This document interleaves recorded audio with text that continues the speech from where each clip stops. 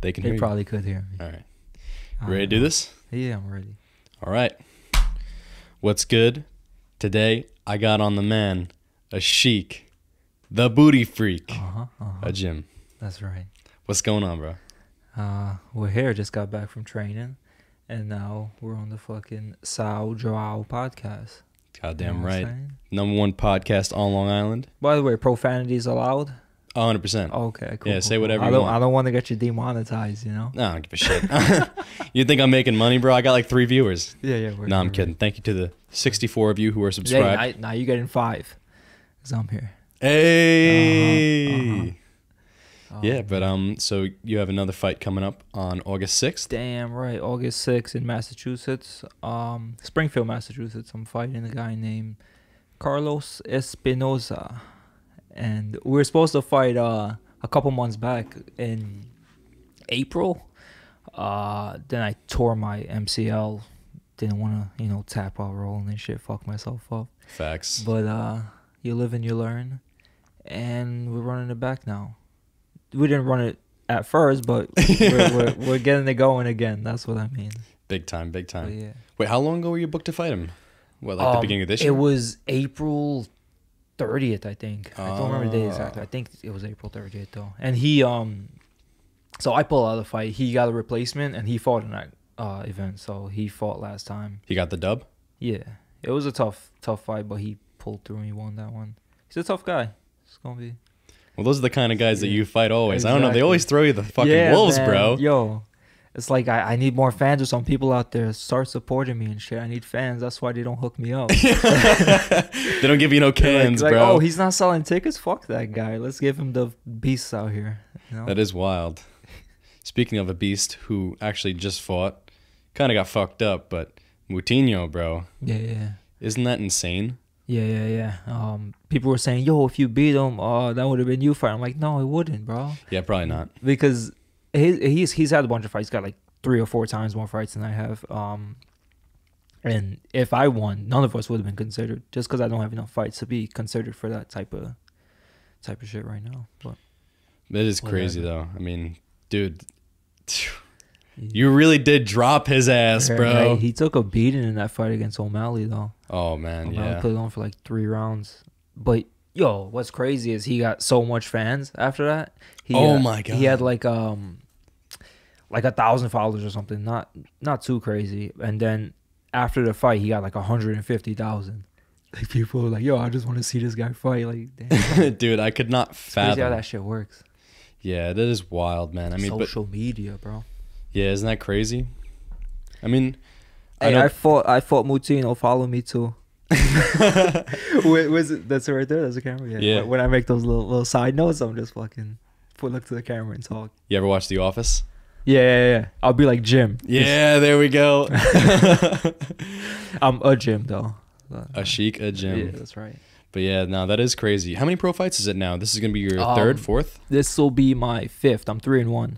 Ah, So this will be my 5th fight. all right. And this guy I'm fighting, he's 6-4. So the thing is, again, I'm not getting easy fights here. Yeah, It's tough to find guys around my like experience level that's gonna want to take a fight and stuff. But whatever. well, you know what? You're the guy with the balls to take it. You know what I mean? So it doesn't the even matter. thing is, I'm that good.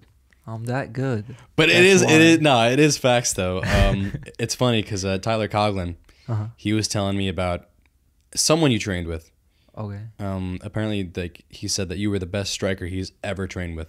Oh, I think that's Sergio Rivera from No Limits, because he told me too. I was like, yo, he fucking flattered me with that one. I was like, yeah, thanks, man. No, but it is true. You know, you're very Yeah. technically sound, and it is kind of wild to watch you go. You know what I mean? Like Yeah, thanks. just the way you slip jabs too. Like I don't know why I'm so impressed by it, the way you slip jabs. It's just especially that one thing. It's just so Move, subtle. Yeah. I just gotta react fast. Wha- Bang. But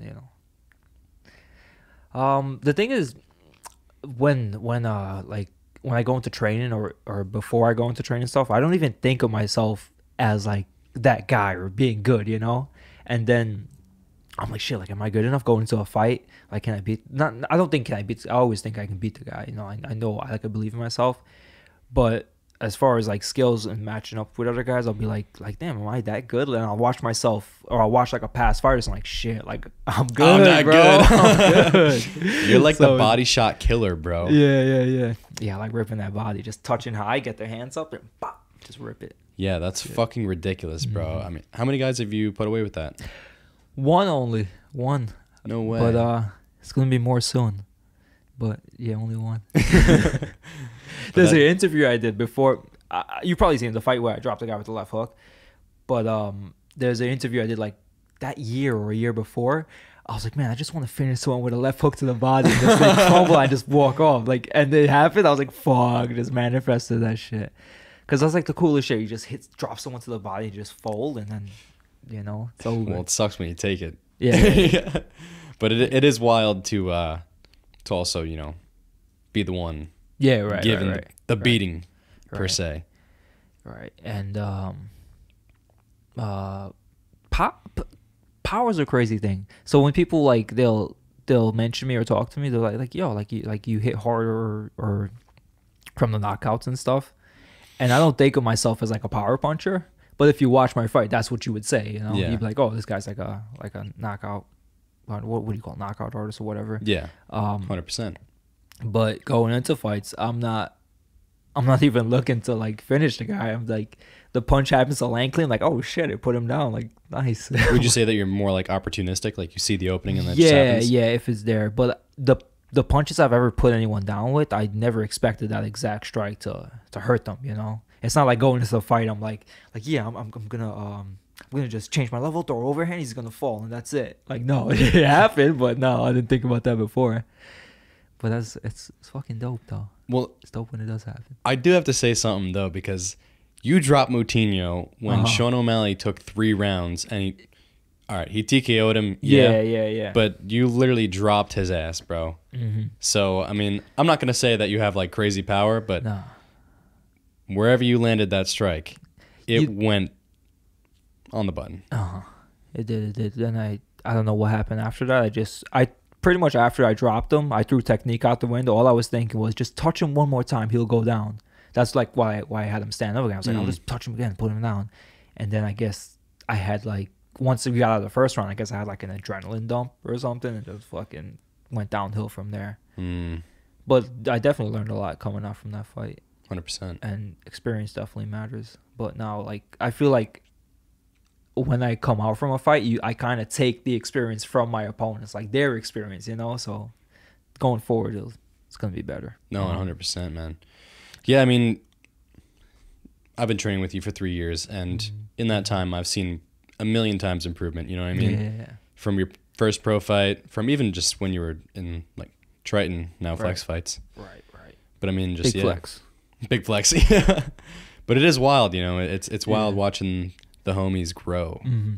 That's what I love about the sport, though. That's the reason I one of the reasons I like didn't work, like quit work and just went fully into training, just because you can see the progression, you know, from training. You don't like working day to day, like a day-to-day job sometimes.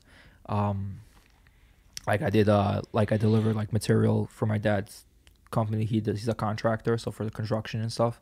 And day to day, it's the same shit. So there's no progression you see like with yourself. Yeah. You know, so like this, I see progression every day. Like, you know, you're getting better. You know, you're getting worse. You know, you're doing something to better yourself, and that's one of the things I like, just seeing that progression. And back to the power talk, man. I don't think people are born. This is an argument I have. I don't think, you know how they say people are born with power, 100%. and some people, you either have it or you don't, right? Yeah, definitely heard that. I don't think that's true. I think there's power in technique, you know. So you'll see people strike, and they definitely have like that motion. They're fluid, they're nice and loose and shit, but they don't put their body weight behind it, or they're just arm punching. If you should just get used to rotating that hip, getting your body weight forward, shifting that weight forward, and getting your body weight behind the punches, that's where the power comes from, you 100%. know? So there's definitely power in technique, and once you get that technique down, then you get those knockouts. I'm so weak. But I do think it's true though, actually, you know, that people are definitely born with a genetic advantage when it Yeah. comes to certain aspects of power. You know what I mean? Like just raw power. Mhm. You know, like Derek Lewis. Yeah, That's a guy who can throw an arm punch and still knock someone out. You know? yeah. I think like body type plays a little bit of a mechanic. Plays a little bit of part in it Mhm. because like some guys are broad. Like I have somewhat broad shoulders. Yeah. And I think broader shoulders definitely play a part in being able to like rotate and turn over. Yeah, the wide back get is that a whip. big thing Yeah. apparently. Yeah, I got the widest backs. I don't know if you can see. Oh, he's got the wings, people. The widest backs. Bro, when I was in like in high school, around high school to college and stuff, I was fascinated with like bodybuilding. I thought bodybuilding was cool. Yeah. Right? And I would see those dudes do the lat spread, and I was like, bro, I want to fucking get that shit down. I would do this. I would do that. I'm like, yo, the lat's not coming. And one day I just did a fucking nice lat spread, and the shit came out. You know what I'm talking about, right? The lat spread. 100%. And I was yep. like, oh, look at that shit. Got fucking wings. She son. got wings. So now I'll just fucking do lat spreads randomly once in a while. Listen, That bro. wide back. Sometimes you just got to take a look in the mirror. Every guy. I don't want to hear a goddamn thing. Every man on the planet does this. They look in the mirror. Yeah. They flex. It is what it is. You gotta get the ego Hell boosted yeah. a little bit by yourself, you know. Hell yeah. I want to ask you the name Sao Joao. What is that? What's the origin of that? So And before you say anything, does it have anything? Does it have like a Brazilian or Portuguese origin? Portuguese, Okay, yeah. okay, so okay. I was supposed I know, my bad. I'm sorry. No, no, to no, interrupt you, you're but, good, but you're I good. know like Brazilians, like some of their names are Joao and stuff like that, and I know the language is Portuguese. So yeah. that's all I know though. No, you're good. Yeah, go on. I do appreciate you bringing it up because it's not something I really talk about much. But Okay. I was doing the music thing for like a hot minute. Right. And my plan in 2019, by the end of it, I was in this band and we had a great time, but I was just getting so tired of it. So I wanted to go on my own, and I was gonna move to Portugal actually. I have like mad family over there, so I was gonna pack all my belongings, get out there, make some music, and make some videos and Yeah. all that. So I needed a name that suited such a move. So Sao Joao means Saint John essentially. Oh, okay. That's what it translates to. Yeah. Oh, okay. And so it just fit, you know. It Yeah, just yeah. it just fit perfectly, you know. I felt that it was like a larger than life kind of name, and at the time I was creating like a larger than life personality, you know, like or at least trying to. Yeah. But- Is the band still together? Or is that... No, we're still homies for sure. Oh, Like, okay. you know, we're all very good friends. We're not like making music or anything right now. Nah, Dude, just you had a couple of good songs you put out. thank you. Fuck, there was this one like a beach song. It sounded like it had like a good flow to it. I was like, yo, that's nice. Thank you, I bro. like that. Yeah, I mean, some of them were some duty, you know, like just a few of them. Yeah. But for the most part, I think they were bangers. Yeah. But that's how most most artists come up though. They'll put out a bunch of different songs and then one thing just hits, you know. Yep. And most of those guys end up being like one hit wonders. Like, yo, what happened to that one dude, man? But, No, you know. it's true. It is Yeah. true. Yeah. Dude, talking about one hit wonders, this is a throwback. I don't know if you remember the song Tipsy. Oh man, I This actually is- kind of do. This Sing it for guy the people. Jaquan, fuck, everybody in the club getting tips. That's how it went. I probably remember it. But because I remember I saw a video came up recently about it, and it was literally that was the first song the first and only song I think that the first song he made. He made another song after, but that shit blew up, and then he just got out of the music industry. Like, smart as fuck though. 'Cause Right, yeah, got he a big made his song. bread and he got out. Got out, which is smart. I see But it. that was a good song. We He was smart. His first song was a banger, and then just like, all right, I'm out of here. Speaking of songs, what's up with your like? You have this weird culture within your head of formulating walkout songs. All right, yeah. So I walk out to some extravagant music once in a while. Very eccentric, extravagant music for Let's sure. see. I've came out to No Scrubs by TLC. Toxic by Britney Spears. Yeah. And the thing is, the most important part about it, those are both good music. You know, they're both good songs. I'll give you that. So I'm not gonna walk out to some bullshit. It has to be good music. And if I'm feeling it, like I'm like, all right, I'll walk out to that. You know. About music, I like all types of music. Like, as long as it sounds good, you know. Yeah, I'll listen for sure. to it, except that country shit. Facts. I'm sorry to you Texans or country fuckers, but Yeah. He just ain't down No. with it. Not the popular one, like the Taylor Swift shit that she's been doing. She's Or alright. back in the day when she did like the country music, or some popular ones, they're okay. Yeah. But then when you just talk about your tractor and doing farming and shit, like, what are you doing? But I get you. or that like real heavy metal where you're just screaming throughout the whole song. Yeah, country and the heavy metal stuff, that heavy metal screamo. None of Yeah. that. But anything else, I like good music as long as it sounds good. I like it. For sure. know? I've been big into house like- for like the past year. Oh yeah. I love like Yeah. that's my shit. Yeah, I like that Oh. that old school dance, that 90s dance music. Oh, for real. Brian put on a playlist right before I left the gym, like during jujitsu. And I was like, oh, let's go. This is the music. Dude, that's funny you say that. Dude, Well, that's one morning I walked in and there was just like some whack music playing. I forgot what it was. One of Al's playlists. Yeah. So I pulled out the side. I went up to the desk girl, Hannah, and I was like, yo, how much for you to change this playlist right now? And she goes, it's Al's playlist. And I'm like, all right. So I go talk to Al. I was like, yo, Al, I'll Venmo you $25 right now if you put on my Sao Joao house playlist. Ooh. I have a whole like curated house playlist. I need to update it, but he goes, deal. He sends me his Venmo through text, and I was like, all right, bet. Ding. And then I was just, good Dude, times. the reason he accepted that was because you didn't even have to pay him. You could have said, yo, Al, just play my music. He was like, all right. No, Or he if you was said, yo, I'll give you $1. he wasn't down with it at first. Oh, okay. I had to do some convincing for sure. But it is what it is. He's probably a Sao Joao hater. Yeah. If you're listening, Al, don't hate on Sao Joao. Well, you know what? It's funny because on that playlist, there's none of my music. Oh, It's yeah, literally yeah, just yeah, like, yeah. just like I'm talking old- about a you hater. Oh, just a me as an individual? Nah. Oh man. That's right, Al. I'll beat your ass in jujitsu. Ooh, no. He's choked me out at least a million times. We're not fucking with Al. Dude, it's Don't. hilarious, bro.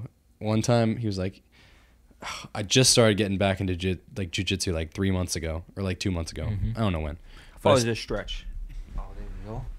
All right. I'm weak. I'm just getting comfortable. No, you're good. Actually, you know what? This side's probably better. Or am I out of the shot? If I, you know what? Fuck it. My bad. I'm gonna just. Dude, hang out no, right get here. comfortable. There we Do go. your thing and use the blanket if you want. All right.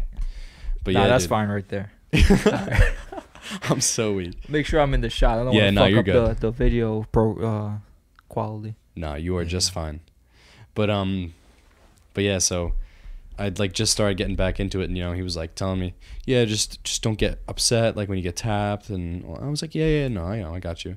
And so one night he's like, yo, you want to go around? And I'm like, fucking why not, bro? Literally the entire round, I would go for like something, he would just go, whoop, Yeah. Bro, Al's a beast, man. freaking. Especially in the gi. Don't let him touch you in the gi, man. He'll fucking wrap you up like He's slick as God fuck, damn. dude. he'll fucking throw you over your shoulder like a laundry bag. No, he is so Bro. slick with it. It's honestly unbelievable. I'm not fucking with Al in the gi. He'll be like, yeah, he'll hit you with the worm guard. You don't even know what that is. He'll hit you with worm guard. I don't want to know. You guys got all these fucked up moves. You got Yeah. gummy leg. You got worm guard. Yeah.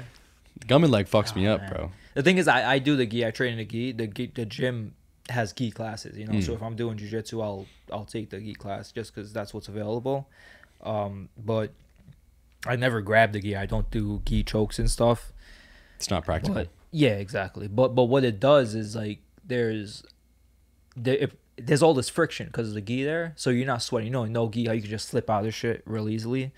There's no sweat really there. There's a lot of friction, so you can't really slip out of moves, and you have to like work the technique, technically escape, and you work in control and stuff. So it kind of slows down the motion. 100%. But I do hate when I go with a guy who's just stalling, just grabbing my collars like this and doing nothing. Like, dude, let go of my gi, man. You better never ever go around I with do me, bro. I do no gi in the gi. That's what I call it. No gi in the gi. That's interesting. Yeah. Well, I mean, you are really nasty on the ground too. Like everyone always hell talks about yeah. your striking because like obviously that is the number one aspect. Yeah. But your ground game is professional, obviously. Yeah. It's pretty elite. Yeah. I think I'm not blowing smoke up my own ass here, but I think it's better than the standard MMA jiu-jitsu, like most jiu-jitsu guys are as good as like a blue belt or something. Even the guys at black belt, they're they're black belts because they have a black belt skill in a certain aspect of jiu-jitsu, you know, like maybe their guard is a black belt level, or their half guard or top side or something, but their overall game isn't like a black belt level. And I try to I like to do everything, so I want to be good at everything. 100%. And even in striking, every aspect. I mean, striking, grappling, clinching, whatever, jiu-jitsu, wrestling. I like to be good at everything. That's my goal, just to like it's like an unachievable goal, but the goal is like be a black belt at every aspect of the sport, you know. I get that. What I say is like not you know how they say a jack of all trades? Yeah. Jack of all trades, master of none. Yep. I'm the master of all trades, jack of none. Yeah. That's what I like to say. That's the goal. It's probably never gonna happen, but you know. Whoa. No. What I mean, what I mean is master means like you perfected it. There's no way you're perfecting anything. Oh, true. That's what I mean. I don't mean like I'm not gonna be a black belt. That's all right. Don't worry me like that, Ishii, bro. You had me freaked out there for a second. No. Don't worry. I thought there were some seeds of doubt in your mind. Ain't never doubting myself. Truth, big time, man. Oh man. So what got you started in the whole game in general? You know, I mean, was it bullying? Was it just fascination? Was it? Yes. Fascination. Very fascinated. Gotcha. So when I was like 14-ish, I guess, somewhat high school, I saw The Ultimate Fighter one day. Like my brother put it on TV. There was like you know when The Ultimate Fighter season is over, they do like the finale, and they pretty much do a whole marathon of the show. So this was back when it was on Spike TV. So they would do a whole marathon, and this was I don't know if you really watched The Ultimate Fighter, but there was this one season. It was like season 8 with this guy, Junie Brown, and that's what it's gonna be popular for. That one guy, Junie Brown, who's like a problem in the house. But I don't remember who coached it. Is it the one where he like slammed his head on the concrete? Probably. I don't remember. But when I watched it, I was like, yo, like this shit, like people do this for money. Like this is like a job. You can just fight. Like that was cool as fuck. So I was like, yo, one day I wanna do that. So it was definitely in the back of my head. Not even in the back of my head. It was like what I kind of set my mind like I wanted to do, but I didn't really pursue it until I was like 20 or so. So that's when I was like, you know what, fuck it. I'll just drop out of college, quit like working, just go 100% into this now, just because I can't do this later on in life. 100%. But I can always go back to school like later in life, you know. 100%. So I can go back to that. So I was like, let me go 100% into this, see how far I can go. Like the goal is obviously to be like the UFC champion, be like the best fighter in the world. And right now I'm still currently chasing that, like try to be as best as I possibly can, and then go from there. Post career, like I would want to like coach and stuff like that, you know. But like I love like fighting. It's not. Oh, let me bring this to another. I'm gonna bring this to another topic. We were talking about shit. This is like a side note, but or what do you call it? Like a tangent. But you know how, what is it? Heroin? They were saying like heroin is like you can't, like it's addictive on the first try. Like even if you don't have an addictive personality, like you'll get addicted to it even if you try it. 100%. And my thing is like dude, I'll try. This is really going off the tracks, but I'll try mushrooms. I'll try heroin, bro. We got time. But I'm like, yo, that's my thing. Like, I'll try anything once, you know what I'm saying? So, but then someone was like, nah, you don't want to try heroin though, because then you'll get addicted, even if you're not like, even on the first time, even if you're not like addicted or anything. But this is a very interesting tangent you're going on. Yeah. But this thought was in my mind though, so I got to bring it up. Hit it. But then one day I was talking to Hugh, and he was like, no, you can only get addicted to heroin if you have addictive personalities. And then I was like, all right, but like stuff like cocaine, they say like you can try it once. Like I'll try. I haven't tried it yet. I haven't done it yet. If anyone has some cocaine out there, hit me up. CES, don't watch this. Only once. But he was like, no, only if you have addictive personality, then you would get addicted to it. So I was like, all right, fuck it then. Hell of a heroin's back on the list. I'll try it. And then he was like, no, but you're he's like, no, but you're addicted. You're like obsessed with training, right? So that's like an addictive personality. Then I was thinking about it. I was like, am I? I was like, no, I don't think I'm like obsessed with training. I just love fighting, you know, like the sport of fighting. And because I like it, like a sport, like say you love basketball, you like watching basketball. Like I love watching fighting. I love every like aspect of fighting. And because I like it, I just was like, yeah, I'm gonna get good at this. Sorry about that. Nah, it's all right. The fucking disrespect. This guy goes turn that bitch off. ping, right in the middle of me saying some fucking deep shit. Yeah, Tyler, right, come on, bro. But what was I saying? Oh, You just for really me, like fighting. yeah, I like fighting, and I'm like, because I like it, I'm gonna get as good as I can at it and try to be the best at something that I like. You know what I'm saying? Like if I like basketball, I'll try to be like the best basketball player just because I like basketball. I'm not obsessed with like playing basketball. But I think you are. Because you wouldn't be dedicating your entire life to something you weren't obsessed with, you know? Yeah, but I think what I'm obsessed with is probably getting good at something that I don't know. Maybe I'm looking at it like really being real intricate with the details here. I think so. Yeah. But it's a good look. It's But a good, what it's a I'm good thought saying process. is I don't think I'm addicted to it. Really? I'm more just trying to be good at something that I love. Like I really like it, so I want to be the best at what I like to do. But if I had like if someone gave me an excuse not to train, I'd be like, all right, fuck it, I'm not training today. Interesting. Yeah. Oh, that is really interesting. Yeah, actually. yeah. I think that makes a better point, right? So you're not gonna Like do if- heroin though, right? Oh no, we're still down for some heroin. Oh my god. Because we just clarified that I don't have the addictive personality. All right. So just once though. Maybe twice if it's good. Oh no, she. No. No. Oh man. But yeah, that's what I was trying to do. I was trying to bring it back to the fighting thing. No, I get you. Yeah. I'm just making jokes. But yeah, fighting is the shit. It is the shit. Did I finish what I was saying? You asked me what got me into it. Yeah, I said Ultimate Fighter. yeah, right. The Ultimate Fighter. Yeah, She no. was dope as fuck. No, it was, man. I've only been watching like back recently, you know, a few of the like highlights of seasons. I haven't been watching the actual seasons themselves because I just can't access them. You know, Right. I don't have UFC Fight Pass or anything like that. ESPN Plus. You All of them? yeah. What? Right? Is it on ESPN? I think it's on ESPN Plus. No or either way. that's what the new one is on. You Just check it. You could that's check it dangerous. later. That's Yeah. dangerous. That's Yeah, dangerous. yeah. That's dangerous because, dude, when I watch something, I do have a very addictive personality. Uh-huh. So, like, this is why I don't watch shows anymore. I can't because if I do, Okay. I have to finish it. Yeah, within 3 to 4 days. If it sucks. All right, well, I'm not even gonna bother getting to the second Oh, episode alright. then. You know what I mean? Like maybe I'll get 3 episodes Dude, in. the thing about shows, man, for me, and let me know if this is the case with you too. For me, I'm the most interested at the start of the show. You know what I mean? Like the beginning when they show you like the premise of the show, they introduce you to the characters, all this, like it's all brand new stuff, you know? So you're like, oh, like that's this.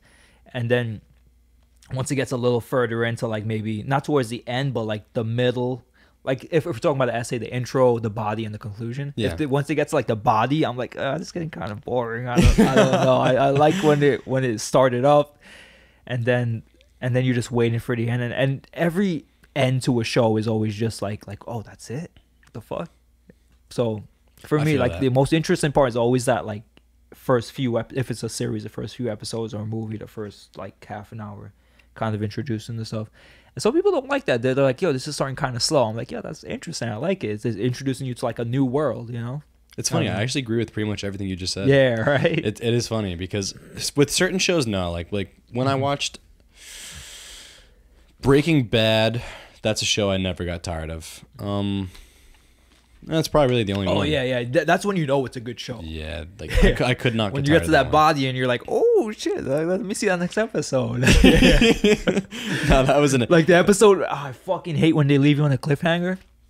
And the episode ends like, no, now I gotta watch the next one. Yeah. You're about to go to sleep or go fucking do something. Like, no, It's like I gotta watch 5 it now. a.m. and you're like, fuck, I said one more 11 times. Yeah, right. No, I can definitely relate though. One of the shows that, Oh no, but I'm sorry. Oh, but, no, you're good. But you'll watch the next episode, and then it starts boring as fuck. That's what sucks. Oh, Sometimes. facts. Yeah.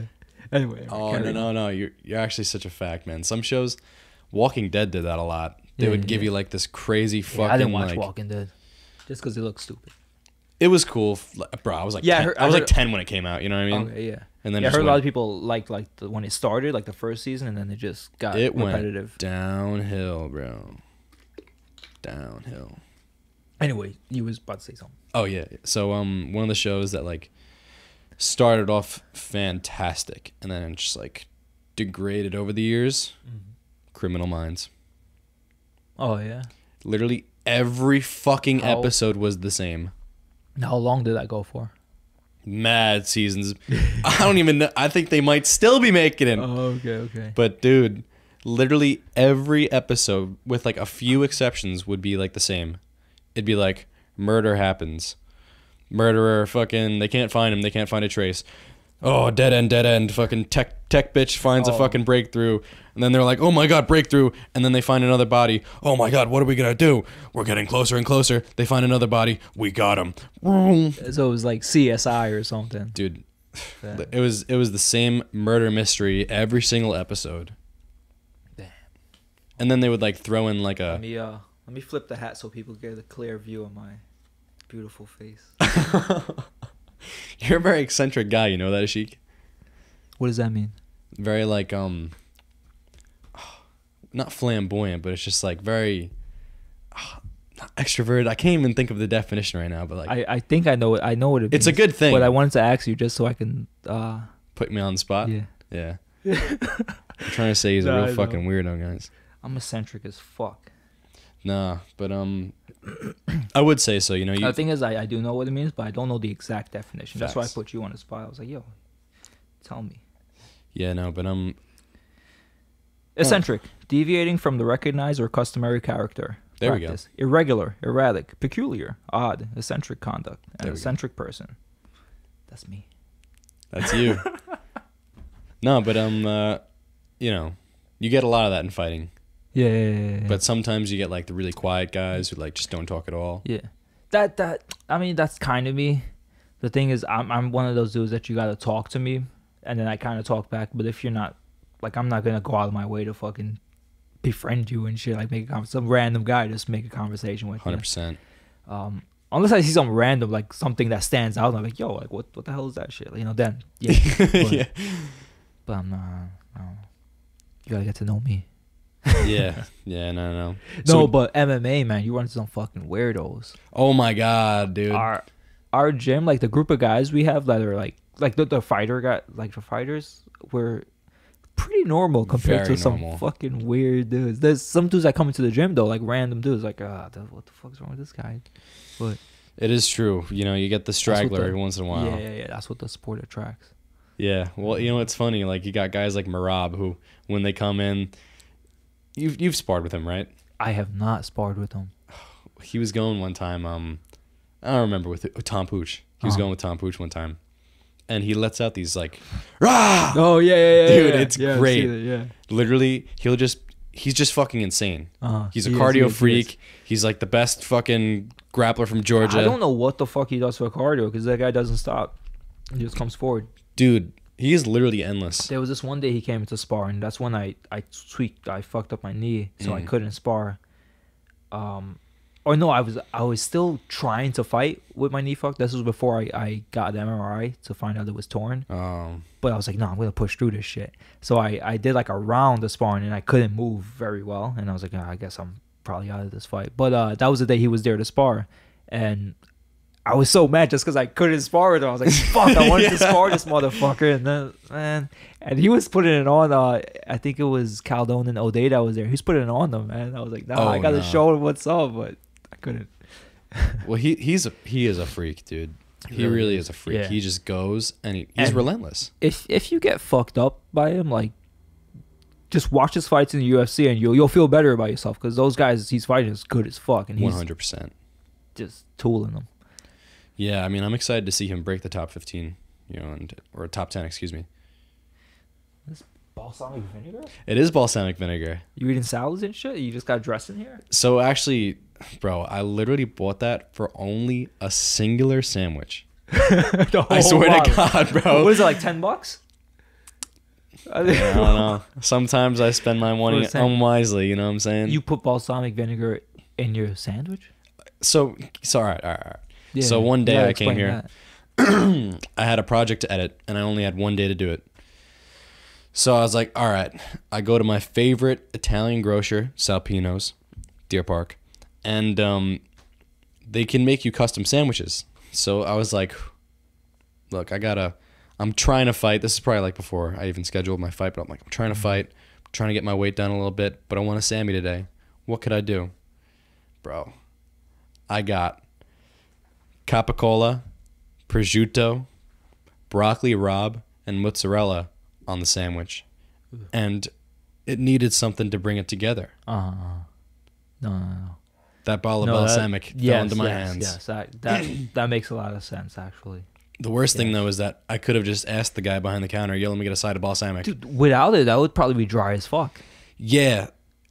Right? Yeah. So you see, like, the logic kind of I don't like dry shit, man. I need something there to sauce it up. Nah, man. Yeah, like, That makes perfect sense. can't be eating no toast without butter or jelly, bro. Oh, fuck out of here. Even just toast with Dude, peanut butter. dude. Do you butter your bread, toast it, then butter again? Depends on what I'm doing. Okay. So if I'm just making just toast, Yeah. I will not put butter in my toaster because if the butter, no matter what, it's gonna melt, and if you put too much, But it's gonna burn. Yeah, I get all that. I'm just talking about if you actually make toast with butter. Do you sometimes butter it again? No, just the once. I Okay. put it in the toaster, get it nice and golden Yeah, brown. try it though. That shit's good. Butter on the already toasted bread. You ready for this one, bro? You ready I'm to have ready. your mind blown? Yeah, blow my mind. You ever had like sweet bread, like brioche or something like that, brother? Get not lukewarm, but like a low medium heat skillet. All right. Okay. Put some butter up in there. You let it sizzle. Okay. You put the bread in. Oh. Okay. The sugars caramelize, so the bread gets even sweeter, and then that buttery flavor is still left.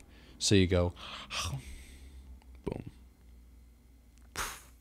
Mind blown, baby. Oh man. It's funny, dude. That does sound good. Before music and before fighting, well, I'm not taking fighting as a career, but before all this craziness, I was gonna go to culinary school. Oh. You good at cooking? Like right now, just without all that stuff? Oh yeah, I'm nasty at cooking, bro. Yeah, nice. I mean, I've only got a few recipes under my belt. What's your signature dish? It's funny. I guess I do have one. Spaghetti carbonara. Okay. What makes it carbonara? So, all right, you ready for some real fucking like culinary depth? Yeah. So in Italy, That's what I'm here for. That's why I asked. Signature dish. I love it. Let's do this. So, in Italy, particularly in the region of Lazio, whereas Rome and just that kind of area, there's a chain of pastas where this originates from. So, it started off with this pasta called cacio e pepe. So now that's literally. Say it again. I'm sorry. Say it again. Cacio, which is essentially like the Roman word for cheese, and then e pepe, which is pepper, black pepper. Cacio e pepe. See. Alright. And so what you do is you get black pepper, you roast it a little bit, and then you take some fucking pasta, you put it in water, you boil it a little bit, and now what you do is you take the pasta out and you take a little bit of the pasta water because the pasta water has starch in it. Okay. And so this is very important. So you put the pasta in like a pan with some cracked black pepper, which has been like lightly roasted to express the flavors.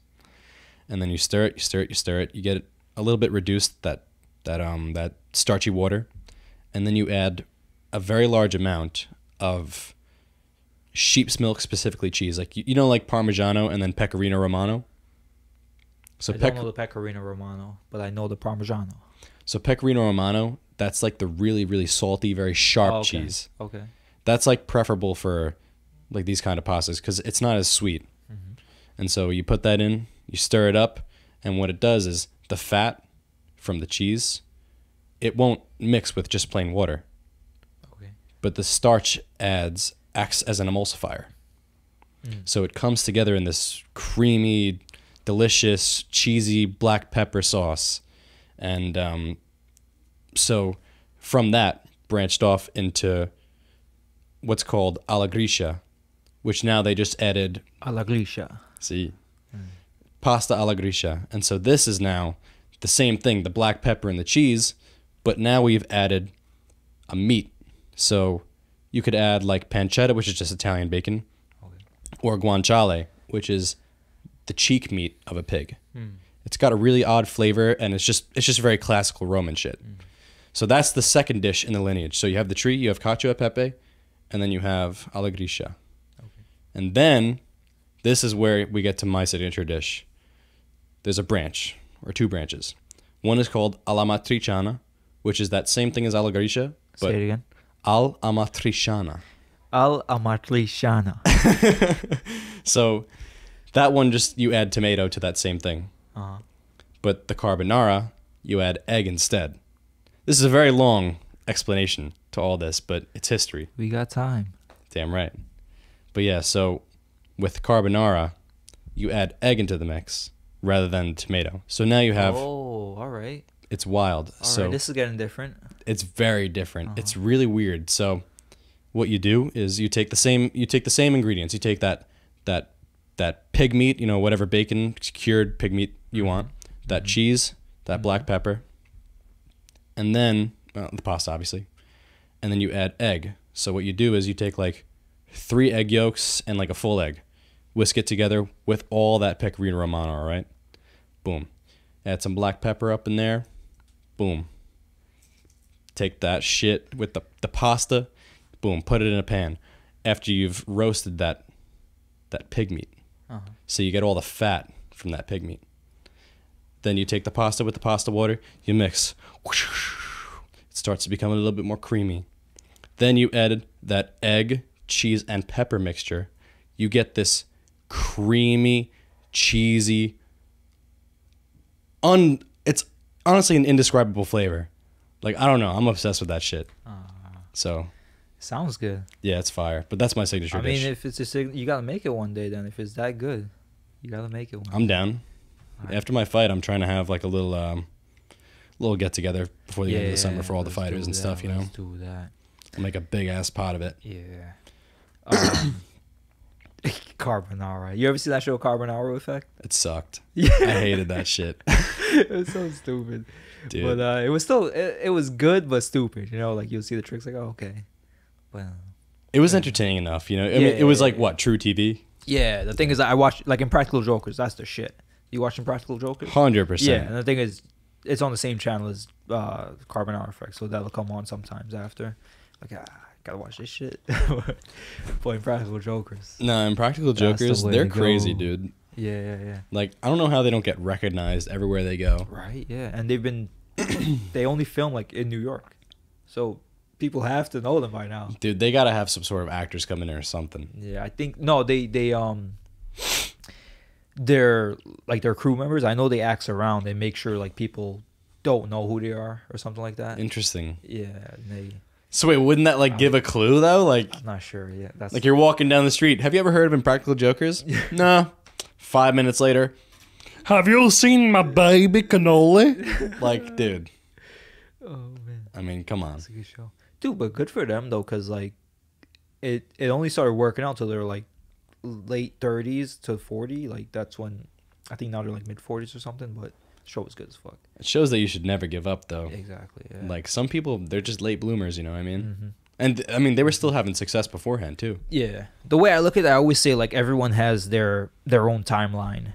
You know, like some people will meet the peak like early, but then they just crash. Some guys will have like a long sort of peak, but some guys will maybe like you can be like 20 years old and be at the top of your game. You'll hit that like 35, some people. So like everyone has their own timeline, really. 100%. Sometimes it depends on how you start or the way your progression goes. Doesn't really matter like what you're pursuing in any sort of facet. But I agree with you. And I think that was a very well thought out way to put it. yeah, that's why I feel like no one should feel down on themselves for where they're at. you know, in their in terms of how far they are along their journey, I guess you'd say, you know. 100%. Well, that's a big issue with like Instagram and stuff. Are you big on Instagram at all? Somewhat. I go on maybe once a day, not too often. I got to take some lessons from you, dude, because I go on way too often. Oh. And back in the day, not so much anymore, because I've distanced myself from following pages where I could like find something to be not jealous of, but like Yeah, I guess yeah. aspiring to and being upset that I'm not there. Yeah. I've taken that out of the equation. Okay. But back in the day, I would see like when I wanted to be a musician, you know, I would see like John Mayer and like all these people who were playing at Madison Square Garden and all these people who were on the come up, and I'd be like, fuck, why am I not there? Right. But I put out like one song. Yeah. I didn't even put out music at that point. And that's the thing about social media too, like, or Instagram, people, they post their highlights, you know, like the top of whatever they've done or the best of whatever they've done. No one, they won't, or no one really sees like the stuff going on behind the scenes or the lead up to how they got there and stuff. But, 100%. you know. Yeah, it's an evil and it's a good, you know. It's a. You ever see you know how, I'm pretty sure you watch Joe Rogan podcast From time to time. right? And like there's certain phrases that he says over and over again. One of them is make sure you pull that microphone about a fist about a fist from your face. And that's that. always in the comments, like, oh, pull a fist from your face. So I just went like this, like, all right, this seems close enough. Because I want to make sure, like, I don't want to fuck up the audio, you know. I don't want to. No, you're good. Like, These yeah. mics are actually really good, you know. Oh, okay. So that's So the they thing, pick it you know, up. like, Fist from my face. There we go. I mean, that's just for like the best quality, but honestly, Listen, like, it's highly possible that this doesn't pick up my voice, you know. no, it definitely does. I don't bro. think you caught that one. What's that? Oh no, it's in the realm of possibility. That's what it is. That's one of his phrases. Oh, his I said highly phrase. Oh, I was possible, like, yeah. what are you talking about? It's within the realm of possibility. I'm weak. He has a lot of really good phrases. Yeah. So should have just say over and over. Have you ever seen the video where it's like him and it's like fucking like 64 of him saying the same phrase at one time? Yeah. What was it? I He's think, like, I can you pull think that that up? was the phrase. The it's entirely possible or something Yes. like that, right? Oh my. Actually, yes, it is. Yeah. I think 100%. And then they I would gotta say find that it'd be video. like super repetitive. Bro, you need a fucking young Jamie in here to pull up. Jamie, videos pull for that you. up for me real quick. Dude, yeah. Well, once I start making money, you know, Yeah. like I said, you know, right now I only have, as of right now, 64 subscribers, I think. Okay. You know, I definitely. subscribed. Oh, let's Yeah. go. Yeah. I appreciate you. Uh-huh. But yeah, I try to keep track of it. You know what I mean? Okay. Because it just like gives me motivation every single day to Right, try and right. produce. I like what you're doing too, man. Like that's the thing. It doesn't matter the viewers, but like at some point it's gonna blow up. You're gonna get more viewers, 100%. and these videos like you're doing now, or these podcasts you're doing now, that kind of builds your repertoire and your experience. You get more used to it, you get more comfortable, and it becomes more professional over time too. So it's good that you're doing it now. 100%. I do appreciate that, by the way. Thank you Yeah. very much. Nah, I like the way you do shit, man. Oh, I don't think people appreciate you enough. yeah. What do you do? Sometimes I do feel underappreciated, under-respected. But that's probably the overthinking side of me. Yeah, but that's everyone. Everyone's overthinking. They're always worried about what other people are thinking about them. Even I do. Even like you won't say, you're like, no, I don't care what they think, but you fucking care what they think, you know? It's interesting, actually. I kind of don't. I don't care when people like there's some videos I have with like dislikes. Mm-hmm. That doesn't matter to me. There's people Yeah. who like definitely underestimate, you know, my plans and my vision. Right. But it's not so much that I just don't care. It's that I listen more to the people who support, Okay. and I understand that when people are negative, it just doesn't matter. Yeah, no. You know what I mean? Because when I look at them, I don't see someone who's out there Yeah. trying to chase their dreams. Yeah, or, like what are you doing? You know, You're Exactly. just talking down to someone who's trying to actually do something. and like insults mean nothing. Like that's number one. Insults mean absolutely nothing to me. I don't know about you. I mean, me neither. I was about to say, like, I definitely Dude, feel like I'm- you take nothing to heart. It's very hard to make me mad. Deadass. Or get me like pissed or like I don't know, just angry at you or yeah, like just to piss me off. Like yeah, Well, you're one I of the don't most care. chill individuals that I know for I'm sure. chill as fuck, man. 100%. And I don't even mean that like talk to myself. Like it's just it's what I've observed. Like I didn't really think to be like, oh, I should be this chill dude, like do that. So like, yo, I just think like, yo, I'm chill as fuck, huh? I guess so. Yeah. No, or it's when true. someone, or actually no, when I started thinking about it, when other people start telling me like, yo, you're pretty calm. You're like, oh, I guess I am. I didn't think about it, but yeah, I really don't care what people fucking say. It's like, or not that I don't care, or you can. The thing is, you can say whatever you want to me. Like if I wouldn't take it seriously. Like I don't take much seriously unless it's like constructive criticism. Obviously, I'm gonna take that into account. 100%. But not like some random shit just saying like, yo, man, what the like you fucking suck. It's like what? No, it's true. You know, there's definitely times where sometimes something will hit me, and I don't know why. It's not an insult, but it's like a piece of constructive criticism, or just like an advice that I should be taking a different kind of way. And sometimes, look, I will take it, you know, a little bit personal. Like I remember when Ryan, I had that first opponent. I have a new opponent now. He's totally different from this guy, but he was just like this guy who just wanted to go out there and brawl. And when I showed Ryan the video, he was like, dude, you're not fighting this guy. And I was like, what do you mean? Yeah, I'm fighting this guy.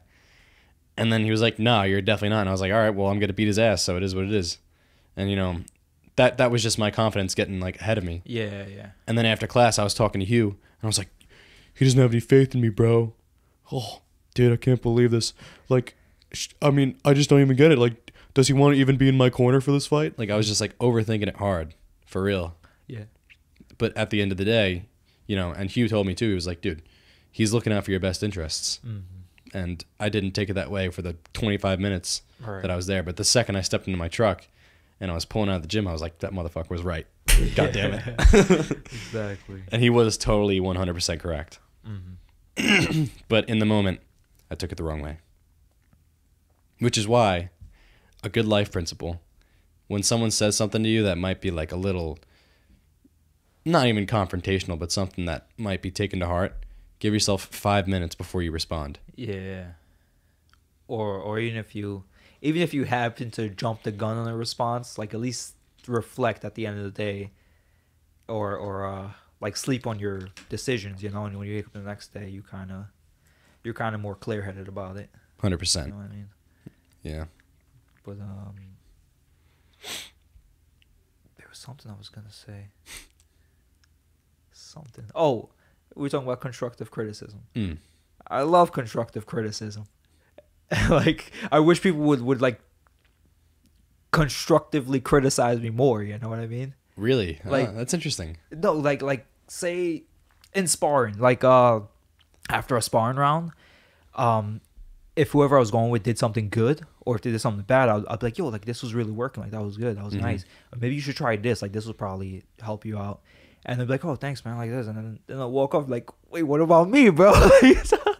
What did I do good or bad? Like, help me out, man. Like, I'll keep that in mind. Yeah. I'll keep that in mind. Because it definitely helps. Because when someone, it's one thing to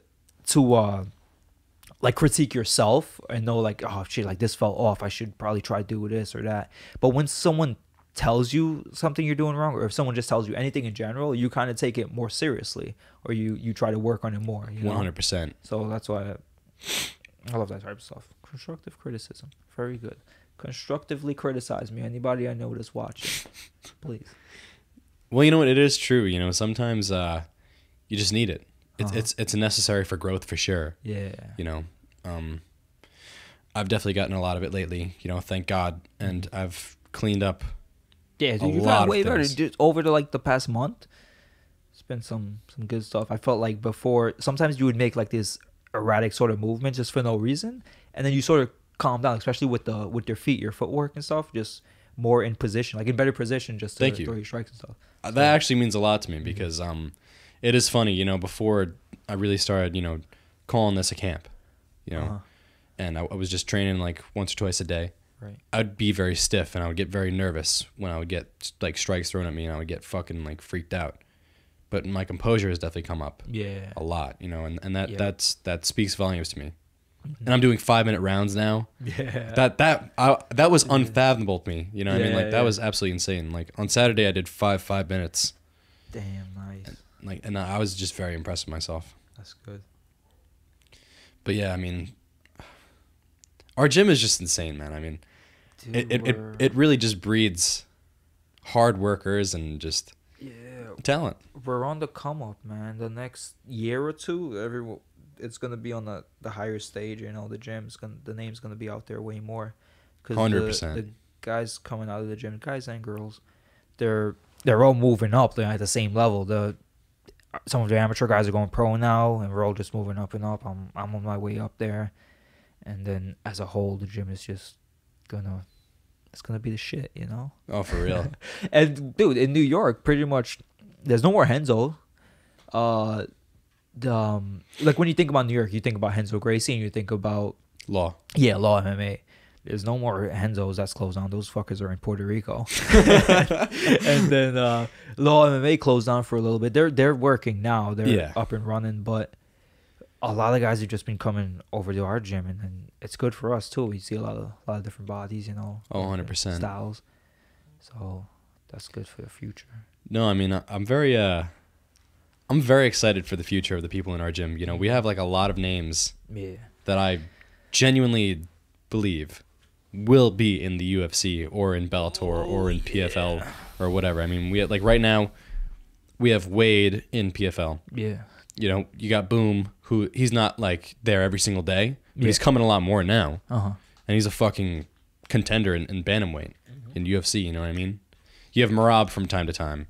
Yeah. I haven't seen Aljo in a long time. Yeah. Who else? I mean, on the come up, I mean, you're probably, considering how many fights you have professionally already, you're probably going to be the first guy to get signed to the UFC. Yeah. So there's that. You got Pooch and Caldone making their pro debuts this year. We gotta name drop John Gotti. John fucking dude, you have John fucking Gotti the third, bro. He's ridiculous too. Yeah, he's nasty. That guy's a freak, bro. Just fucking stacked. He's jacked. I'm not fucking with He's John. a scary dude. Yeah. He's very, very strong too. Like Uh-huh. underestimatedly strong. And for a big guy, he's underestimatedly strong, you know? Right. But yeah. What about your fight though? I know you said you're not pursuing this as a career, but you're like getting these fights in, 1 or 2 fights or something, right? Yeah, too. Okay. What's the story with that? So I have a philosophy. Uh-huh. It's I have to face as many fears as possible, if not all. Right. Twice. Yeah, I heard. Yeah, I've heard you tell me that before. Yeah, I like that. It just. I have a motto. It's called "Live extraordinarily, always persevere," and I'm trying to live the most extraordinary life possible, and I'm trying to never give up. Essentially, that's what it means to me, and so I don't necessarily I don't have a fear of getting like into a fight. Right. I definitely have a fear of confrontation at times. You know what I think it is?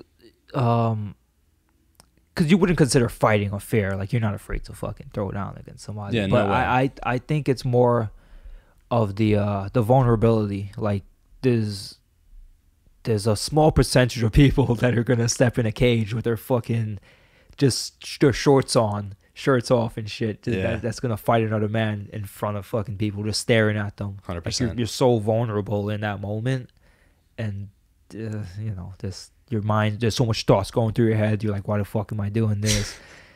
And so I think that could be it, right? Yeah, oh, for sure. I mean, that's probably the most fearful thing. Well, it is interesting you say that, because now I am really thinking about that. Yeah, maybe. I definitely have a fear of pain for sure. Like sometimes, like when I get hit and it stings, it just resigns. That's something you get used to, though, right? Like Now I have. Yeah, like after enough sparring sessions, you kind of get used to it. At first, you probably get hit with something like, oh shit, that's fucking sucks. But now you get hit with something like, oh, you're just walking forward. Like, that's normal. Yeah, for most things, like some things they still fucking like a knee, like a shin to the knee. Yeah. That fucking sucks, But kicking a knee sucks. Like a punch in the face. I remember I was going with you and I got hit in the ear. That was a new one. Oh yeah. Right on the tip. I was like, oh, that really fucking hurt. Actually, that sucks. Yeah. And my ears, they're cauliflowered and shit, so they're hard. And when I get hit here, it sucks. Oh. Especially if I get hit right behind it and it folds. That shit sucks. Because my ears aren't soft. Yours probably bend real easy, right? Oh, 100%. Mine's don't bend. Yeah. So if it bends, like here, if I'm doing jiu-jitsu and someone grabs around my head and it bends my ear, it'll crunch if my ear folds. And that just fucking sucks ass. Yeah, I'm not at that level yet. Probably once I get my blue belt, there'll be a little bit of cauliflower. But I've been going to the pro grappling in the mornings. Okay. Only for Tuesday mornings now, since I only have a striking fight. Right. But after this fight, I'm going to give myself a month to just recuperate. And then I'm going to be back, like, jiu-jitsu classes, Thursday pro class, Tuesday pro class, whatever else I can get in. That's good. And, hopefully I'll have some work by then, too. Trying to get some videography gigs going. Nice. But I yeah. like that. I like the way you live life, man. Thank you, bro. That's good. I try to live Yeah. not on the edge, well, kind of on the edge, but like... You try to live it to your fullest. Exactly. Basically. You're not just fucking sitting around doing nothing. Well, that scares me, man. So, my pops, he lived for his, like, the first quarter of his life, a really good life. Okay. He, he had well-off immigrant parents, and, he was working for my grandfather's construction company. He had a house in Florida. He was doing this. He was doing that. But, and he was actually going to play professional soccer. Mm-hmm. But unfortunately, he has a disease called multiple sclerosis. Okay, yeah. I've And seen so- the commercials. Yeah. What exactly is it? It causes lesions on your brain, essentially, Right. that basically block certain electrical signals from reaching their desired path Yeah. or their desired destination. Okay. What causes that? Is it just like once you get older? They don't even Or- know. All right. He actually, it's funny. He got diagnosed at 21. Shit. Yeah, and so I've passed the threshold, I believe, to be diagnosed. Right. Praying. How do they find out that you have it? They scan the brain or something? Yeah, so they Alright. scan your brain and they see if there's these growths on your brain, essentially. All right. And if you don't have them, then you're solid. So Okay. I had a problem when I was 16 with one of my eyes, Uh-huh. and I just have really bad astigmatism in my right eye, so it's like a little bit fucking blurry and wonky, but that's it. And Okay. I made sure to get checked, but I was freaked out as shit, at a young age. But so I got the brain scan and I'm cool. Nice. But going back to like living life to the fullest, Yeah. I've seen a life that was very, very good Yeah. kind of go down the tubes in a way, and even though he still remains, to this day, very, very positive. It's hard to wake up every single day and see, someone who used to be a beacon of light, apparently, Right. just, kind of withering away. And, I try to be more open about it and talk about it on the Yeah, yeah, podcast because like, I feel that's good for like getting over certain things and healing certain Mhm. wounds. How old is he right now? 58. Okay. And he's like bedridden, just kind of. In a way, yeah. I mean, he can't walk at all, so he has like a nice hospital bed that we keep in like his room, and then he has to be lifted into his wheelchair and Right. all that kind of stuff. Doesn't really get to go out much, and especially now with COVID, like that whole Yeah. situation. Like my mom was like all freaked out about it, so she was like waiting until the vaccine before he could even fucking like move a muscle outside the Uh-huh. house. Like he's been locked inside. So every single day that I wake up, as much as it's frustrating to see my father in that situation, I tell myself I will never let myself voluntarily be put in that position. Mm. I like that. That's good motivation. I mean, obviously it sucks that your dad's in this situation, but It is what it is, there's no like cure for that or anything. No. Are they working on something? What do they do? He's just kind of just living with it. No Yeah. sort of medication or anything. No, yeah, he has a lot of pills actually that he takes. Okay. There's certain like, so it's an autoimmune condition. So a lot of the like pills he takes Right. are actually immunosuppressants. So like Yeah. you have to worry about his immune system and stuff. So it's a lot of bullshit that goes into it. Like every single cure has its curse. Yeah. But it is what it is. And so, yeah, I just try to live every single day like there's no tomorrow, or like I'm gonna end up in a wheelchair for the rest of my life. And so I'm trying to do everything that I can that 99% of the population would never even think to do. Nice. Dude, send me an invite when you do something crazy. I know If you you did. want. I will bring you on a crazy adventure. Yes. I'm working on a few things. Okay. Because I know you did the bungee jumping. What do you call it? Skydive. Skydive. Yeah. That was pretty tame in my opinion. Yeah. You did it twice. Yeah. Okay. Yeah. I did one day, and then literally the next morning before we left, Nice. I did another one. Did it felt more comfortable next day? Oh, for sure. And it's crazy too, because the first day was like a really easy jump. It was like just jump, parachute, Right. land. You jump with the guy on your back, right? Yes. Yeah. The second day, or is there ever a time where the people jump without someone on their back, or if they're like, You have to get certified, oh, okay, and at least for jumping without a person attached to you. yeah, And it's a lot of money to get certified. It's like right. $3,000 for all that. Yeah. So You probably gotta pay to jump a lot too. yeah. Well, I mean, dude, $250 just to jump. So it's expensive. Shit. But it was good, like you go up 13,000 feet and you're jumping towards, you're just seeing the earth. You're just seeing the landscape. How long is it? Like how long of a fall? 5 minutes, maybe. Oh, really? Okay. Well, you know what? No, I more was like, about to be like, what, like 10 seconds? more like 10 minutes. So like you're Oh, free alright. falling for like 2 minutes, 3 minutes, And maybe. you're like hands out like this, so it kind of slows it down a bit. Yep. Yeah, you're Right, creating right. a lot of drag, Right. especially because, like if you just go like nose down, kneel down, you're going to fucking shoot zoom. straight down. Yeah. But it was definitely a rush. I mean, I would definitely do it a million times over. Nice. But the second day was a lot better because the instructor that I had, he was like, "You want to do some fucking flips and shit, bro?" And I was like, "Dude, you serious? Of course." So I did like crazy flips with this guy and shit. He was like teaching me how to like go this way, go that way, and then he's like, "Yo, pull the chute." Well, he couldn't even speak. You can't hear him, but Right. It's like a signal. Yeah. yeah. Oh, so you pull it yourself. And then he let me like do like tricks with the chute and shit. Oh. It was fucking dope. Yeah. I should have filmed that one, but it was very enjoyable. So, Sounds fun. but yeah, what's the craziest thing you've ever done besides stepping into a cage and fighting? Anything like that? No. Um, no. Aside from maybe speeding down the expressways,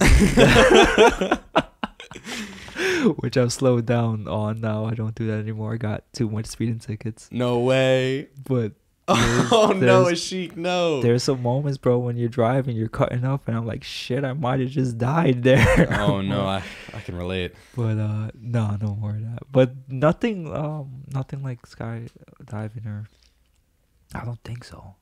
Not that I remember. Interesting. I mean, I would remember if it was something. Yeah, So- 100%. So no. Yeah, that's a memory that's gonna stick in my mind forever for sure. Yeah.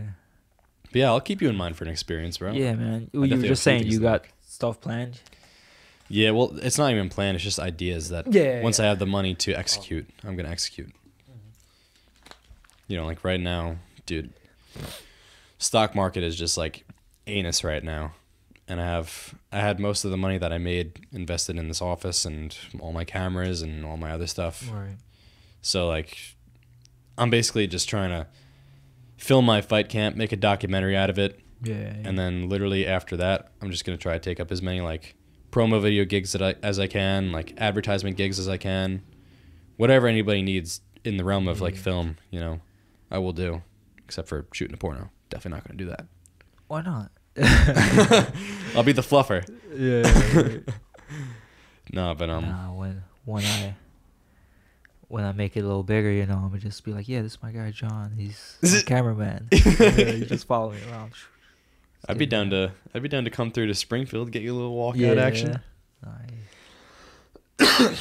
No, yeah, but that is crazy though that you're literally choosing the profession to step in a cage and fight someone. It is such a wild thing to Weird. me.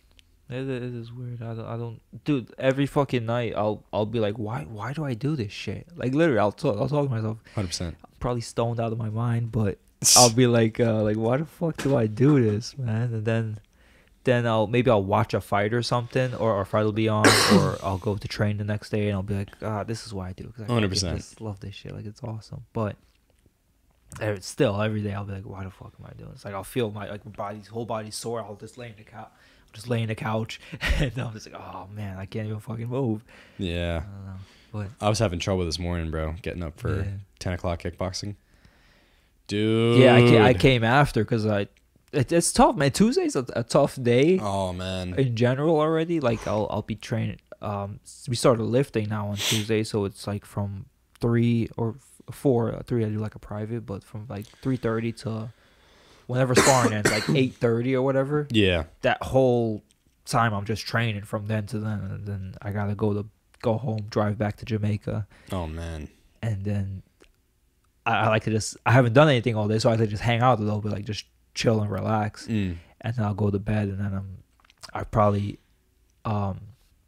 the thing is at night I always eat like my biggest meal because I don't really get to eat much during the day, especially training. It's hard for me to like train with food in my stomach, so I'll eat like 100%. snacks like like you guys will see me go to Taco Bell and Chick-fil-A a lot, but it's not. I'm not pigging out, you know. True. It's just a snack. Like literally, I'll go to Taco Bell and get a beef burrito. It's like $1.50. It's a small ass burrito that'll go right through my system, you know. But just because I'm hungry, I need some food in me and some calories because you know gotta keep that weight on. Well, also you're just processing it so fast. I mean, your Exactly. metabolism is ridiculous. But then at night, once I get home, that's the time I get to eat, and then I'll just eat a whole lot, and I can't go to bed like on a full stomach, so I gotta wait for it to digest like at least 2 hours or so, and then let's see, last Excuse me. night I gotta go to bed a little late, like 2 or 3. Whoa. Jesus. Jesus. And I usually get up for like I'll get up at 9 to get to the gym. I always get up like 2 hours before I gotta go to the gym. 100%. Yeah, so I always get up 2 hours before so I can snooze the alarm an extra hour. yeah. No, I get up 2 because it's an hour to like get all my shit ready, and then an hour to get there.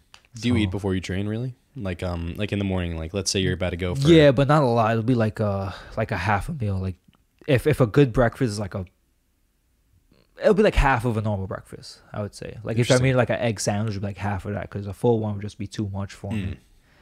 Like it'll stay in my stomach while I'm training, so Oh, for I won't sure. feel comfortable doing that. So yeah. Was there something else we were saying? I don't know. I don't know, something no. about nutrition, fight nutrition. I Yeah. guess. I don't know. Nah, I think that was it. Have you ever thought about Anyway. like getting on a specific diet and maybe like hitting up one I of those have. companies? Yeah, that's what I want to do, but I don't want to pay for it. It's fucking bread. Yeah, It's so expensive. It's like a cheap one is like $10 a meal or something, which is not bad, but like That's pretty bro, expensive still. Yeah, exactly. Yeah, like no, yeah, they're all like around $10 a meal. Like bro, I'll just say like I got a beef burrito for $1.50. That'll hold me over the same amount as that. Let's do some math here. bro. How many meals a day do you eat, Ashik? All right. Sometimes not a lot. Let's say today 3 meals, 4 meals? today so far I had what did I eat for breakfast? Some leftover lasagna is what I ate this morning. This morning. Yeah. Wow. Some leftover lasagna for breakfast. Then I came to the gym, I trained, did whatever. Then I got a chalupa. I The chalupa is actually a little more expensive. yeah. Chalupa is what it's called, right? Yeah. Yeah.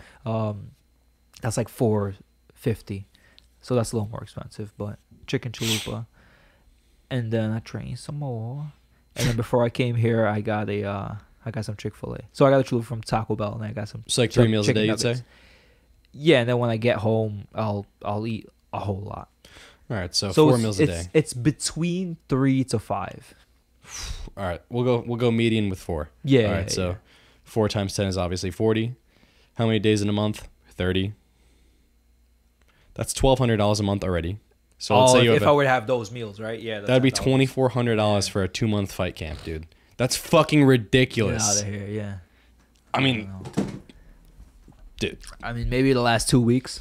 Exactly. Yeah. Yo, hummus, sponsor me for the last 2 weeks of my camp. That's No, what that I'm is saying. wild. If they sponsor me, send me food, I'll take it. But no one's gonna like do that right now. Eventually, though, give me that free food. Do you make money with CES? Like, do they pay you? Not a lot. It's you really don't make good money until you're like in the UFC or something. Mm. Even Bellator is not gonna pay you that much unless you're like a higher tier fighter or been Oh, of fighting for course. a while, or they're trying to like steal you away from the UFC. Yeah, Then true. they'll pay you money. Yeah. But not really. So what do you do for bread? Do you have sponsorships? Do you Do you sell products at No, all? I just I'll do privates at the gym and teach classes. That's really where I get my money from. Gotcha. Other than that, I just have money that have saved up from when I worked before, and Nice. Good for you. if I ever need anything, my parents are real supporters. So if I ever really need something, they would help me out. But I never ask for money from them. So like It's tough. But the thing is, they're so supportive. Like they want to give me shit. You know what I mean? They're like no, like well, like they'll be like here, like my dad. If I'm going somewhere, like if I'm going out for the weekend, like either to fight or to corner somebody for a week, he's like, "Do you need money to go?" I'm like, "No, I'm good. I don't need any money." Like, "You need money?" I'm like, "No." And I think he's one of those guys that's used to people asking him for money. Yeah. So then when I tell him no, like I don't want anything, is like a shock to him. He's like, "What? You don't need anything?" I'm like, "Nope, I don't want anything, man." That's Good. funny. Yeah. He sounds like a cool dude. Yeah, my parents are awesome, man. Isn't it awesome to have like super supportive parents? Oh yeah, and it helps that I'm somewhat. Well, I'm good at what I do. Exactly. No, deadass. The thing is, when I first started, I like my dad likes the sport. Like he watches the UFC and stuff. He likes it, so he supported it, right? He's like, yeah, okay, go ahead. My mom, on the other hand, everybody's mom's probably like, they're like, no, they don't want to see their kid fighting, getting hit in the face. She's not supportive. She's more of the traditional mom that wants you to go to school, college, get a degree and shit. But that doesn't suffice these days, you know. True. But when I started fighting, it helped that I was winning my fights, you know. Like if I lost, that would sort of be like they would talk to me like, "What are you doing? Like you shouldn't do this," you know. If you want some Al Pringle action. Yeah. So it helped that I was actually winning, like in good fashion too, some fights, and just winning in general. And it made it make more sense for me to continue. And you know, they also see that I train hard too. Like I'm never just home lazing around. I'm going to the gym, you know, training all the time, all day, 100%. every day. No, literally though. I eat You saw that story, bro. That was the weirdest that. shit. So it's to fill out for the fighter's license, because I'm fighting in Massachusetts, and whichever state you fight in, you have to fill out a license for that state, a pro license to fight, and it's good for like the calendar year. So if I happen to fight in another state after, I have to fill out a brand new license. So it's weird because I fought in like Rhode Island and Connecticut and stuff, and I don't think they've ever asked me on the license form to. I think they said explain your training regimen, right? Regimen, is that how you say regimen? And then I was like, what the fuck? Like, what do you want me to detail my day? Like, yeah, I wake up at 6 a.m., go for a run, eat my fucking raw eggs. And I'm weak. What do you want me to say? So I was like, dude, I eat, train, sleep all day, every day. Which is true. Train, eat, sleep, yeah. And it's from that Shogun video from like years ago. He's like, which I I trainy, love. I eaty, I sleepy. He has a deceptively high voice. Yeah. It's weird. Dude, that's what Brazilians are like, man. Some of the dudes have high voices and the women have deep voices. Yeah, right? It's weird. Anderson Silva has one of those voices. I back. Believe me, it's normal. It's normal. Then you have Claudia Gadea. She's like fucking talking. Hello, like my me name and is you. Claudia Yeah. Gadea. I don't get that. Yeah, that's definitely an awesome country that I want to visit for sure. Yeah, Brazil's cool. Brazil is like one of the biggest melting pots, man. In like an oddly, you wouldn't expect it. You know what I mean? Yeah, like there's black people, there's white people, like Spanish looking people, there's Asian, there's like Japanese people, like in Brazil. Like it's weird. Well, it's funny, you know, South America, you know, during times of great strife in certain nations, people would just flock to South America.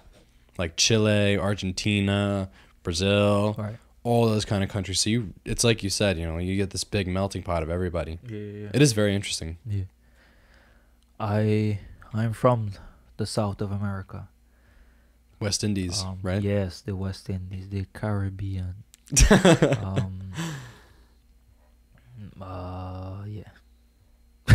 I'm weak.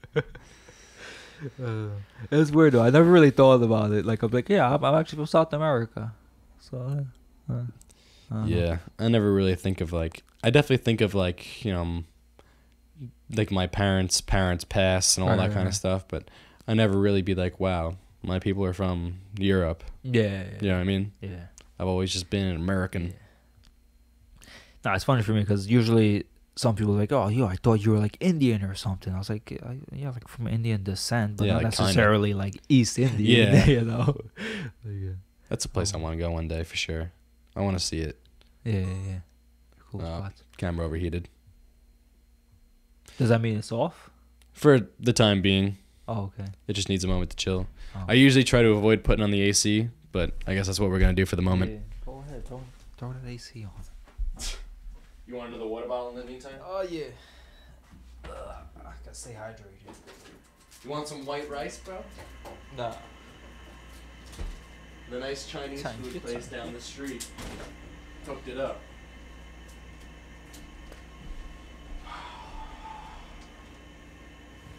You gotta go to the bathroom or anything? No, I just had to fix my pants. Oh, good.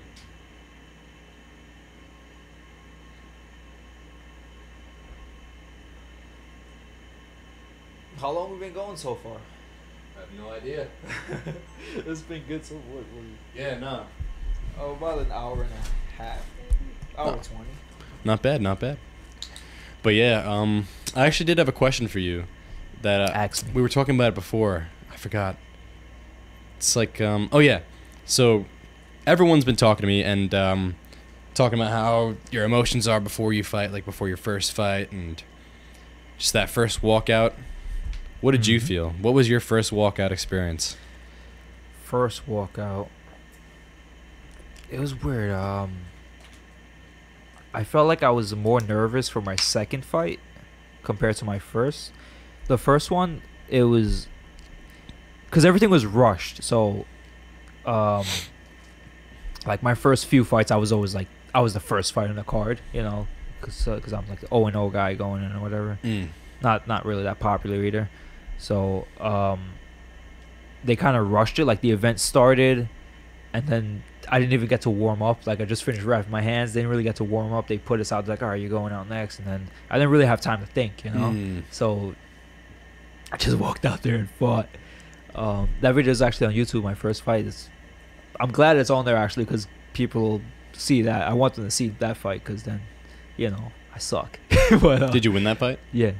Actually, I look good. Like it looks like a decent. I beat fighter. that ass. Yeah, but that's what I would want people to see, just because in my mind it doesn't look good. But it was weird. You could even tell, like, dude, my first fight. So the weirdest thing, it starts and then the guy I'm fighting kind of just stands. He stays in this corner, like he's just standing there. So I'm just like usually, you know, you get two guys walk to the center, right? And you start throwing down, not necessarily throwing down, but you fight.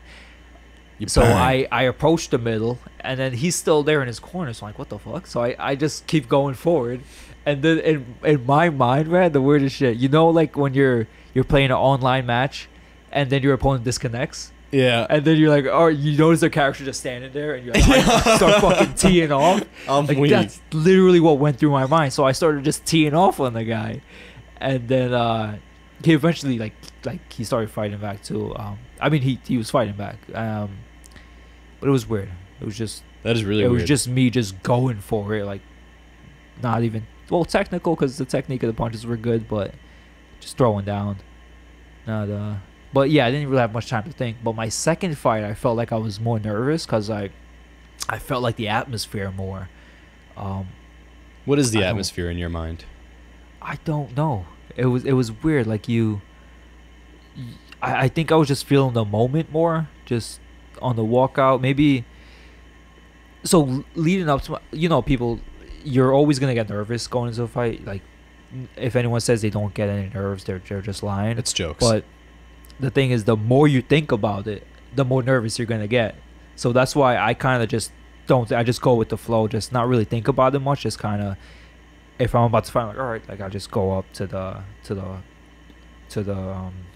Octagon. to where you're on deck. No, where you're on deck, like you're waiting to walk out and stuff. So I'm like, all right, I'll just go there. If I stand there like thinking about what's gonna happen, then you kind of get more nervous. So I think for my second fight, I was more in my head, kind of thinking about it more, and then that's why I kind of felt the atmosphere kind of get to me. Like you see the crowd, you see the people around you, It's this was also at the Amazura. I don't know if you know, that's in Jamaica. The Amazura, it's a nightclub. It's not the nicest nightclub. It's like dim lights and it's dirty. It's also like 5 minutes away from where I live. Don't worry, I'm not in the best area either, but I'm in a good home. I get you, bro. Yeah. But yeah, that felt like that moment got more to me, and then after that, I got a little more comfortable. Not even. I don't feel like I got really comfortable until maybe my fifth fight or so. Just a random guess. Maybe not exactly my fifth, but somewhere around my fifth fight. That's when I got more comfortable. There was one fight where right before I went out, this was maybe my fourth fight or something. I think it was my fourth fight. When right before I walked out, like you're kind of waiting to walk out, and then I'm thinking in my head. This is another moment where I kind of just in my head kind of overthinking it.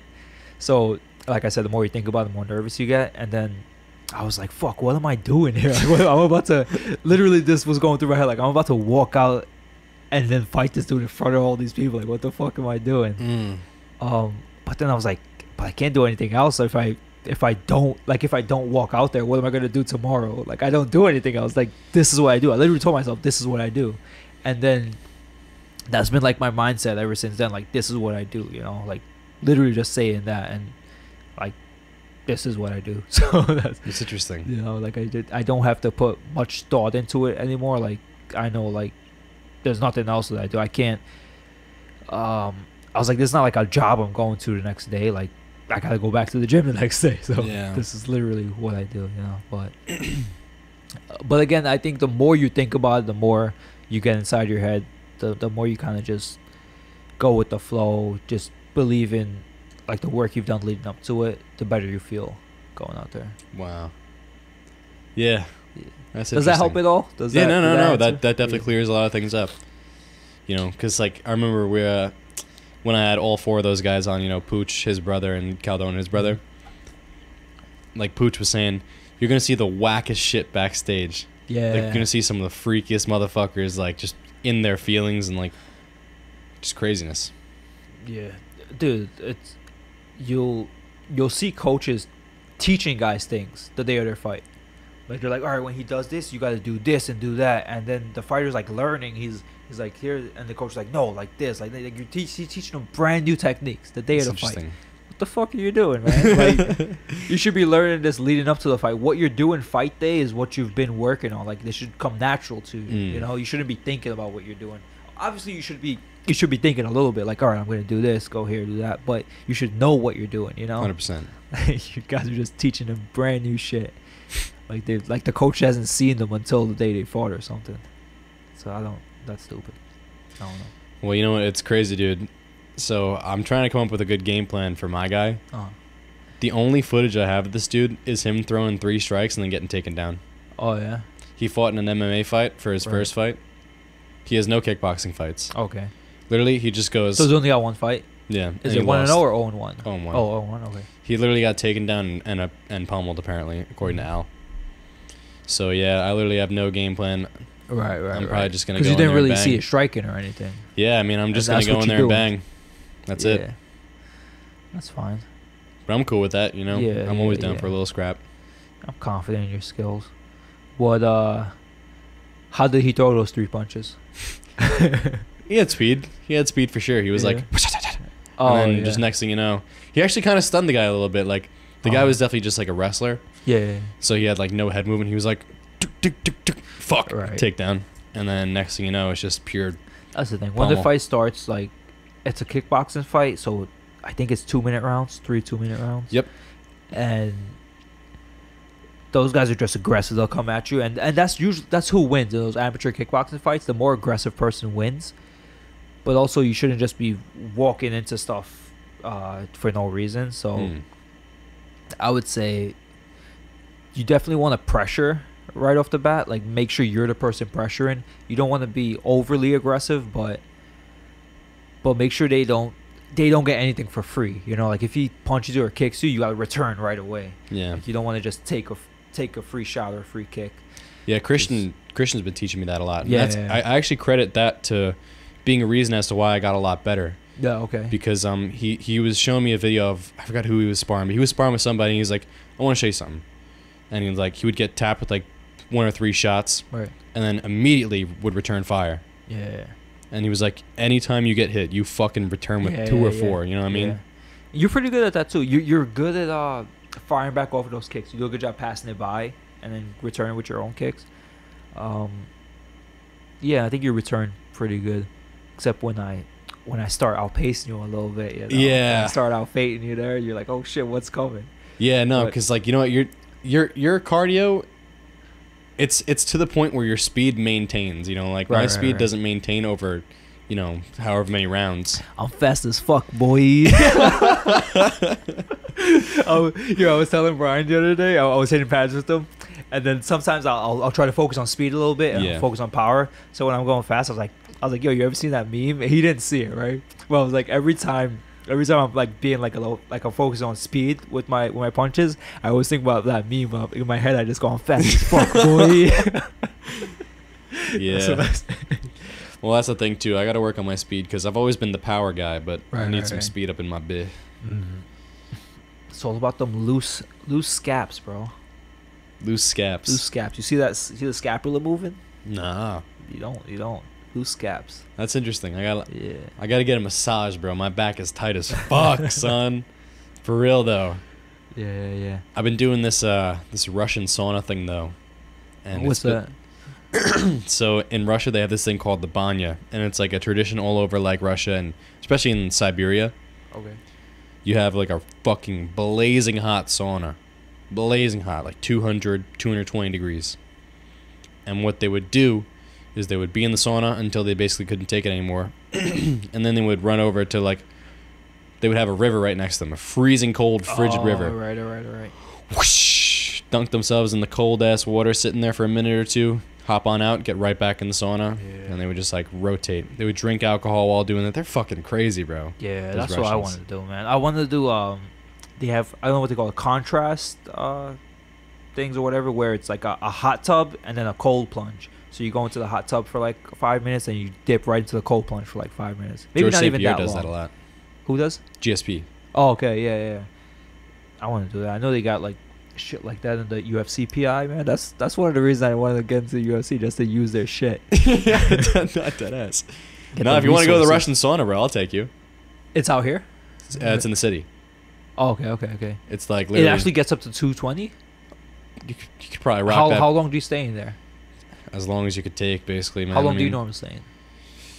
Anywhere from like 5 to 10 minutes. Oh, okay, that's still Because it's pretty good, fucking, it's difficult, man. You know. Yeah, it's tough. Even in the summer, it gets tough. Like during the wintertime, I would sit in the sauna at the gym, and the gym sauna doesn't get hot. It doesn't get real hot. It goes up to like 150 max, Yeah. which isn't very hot.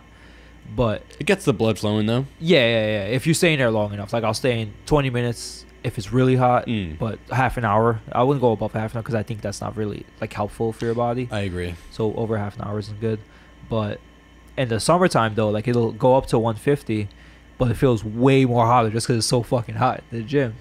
Dude, the And, gym itself is a fucking sauna. Yeah, man. They don't turn that air on till later in the day. It's like a wrestling room. You know, you like. Did you wrestle in high school at all? Yeah, I did. 2 years, junior and senior year. So you know exactly what I'm saying. Yeah. Shit is ridiculous. Yeah, man. Just fucking steaming hot. Shit sucks. Yeah, no. Soaked. And I sweat a lot too, and I'm fucking soaked. I don't sweat like Kareem, that motherfucker. Oh sweats my like god. Yeah, crazy. Kareem, he's But one of the sweatiest dudes I'm I know. right below him. Weak. Yo, he made his him and Mike Fitzroy made their pro debuts. Deadass. I'm Won so that fucking shit. proud of them. Yeah, I'm so hyped, man. I wanted to meet. It was me, Brian, and Kevin Coyne cornered him, and it worked out good. They both had tough fights too, man. Mm. Kareem's fight, he had to adjust. Like, it. I know his game plan was probably to strike with this guy. He was a southpaw, and you go for the power side stuff, and kind of strike with him, keep him at range. But it ended up. It started striking. He did a good job too at range when he got to range throwing his kicks, but it ended up in some more clinching, like against the fence and stuff. And I don't remember which he won. I would say going to the third, it was 1-1. I don't remember which round he won, the first or second. I can't remember the fight too well. But in my mind, it was 1-1 going to the last round. And he did a real good job just adjusting mid-fight and just fucking digging deep. And one of my favorite things, well, one thing he liked was like he said he heard me say his legs are close, go for the double. He did it, he got the takedown. But one thing I remember was going into the third round, I told him, I was like, dude, this round your back doesn't touch the fence, because the second round it was going kind of back and forth. His back would be on the fence, he would turn the guy. I was like, this round your back doesn't touch that fence, man. Like, don't.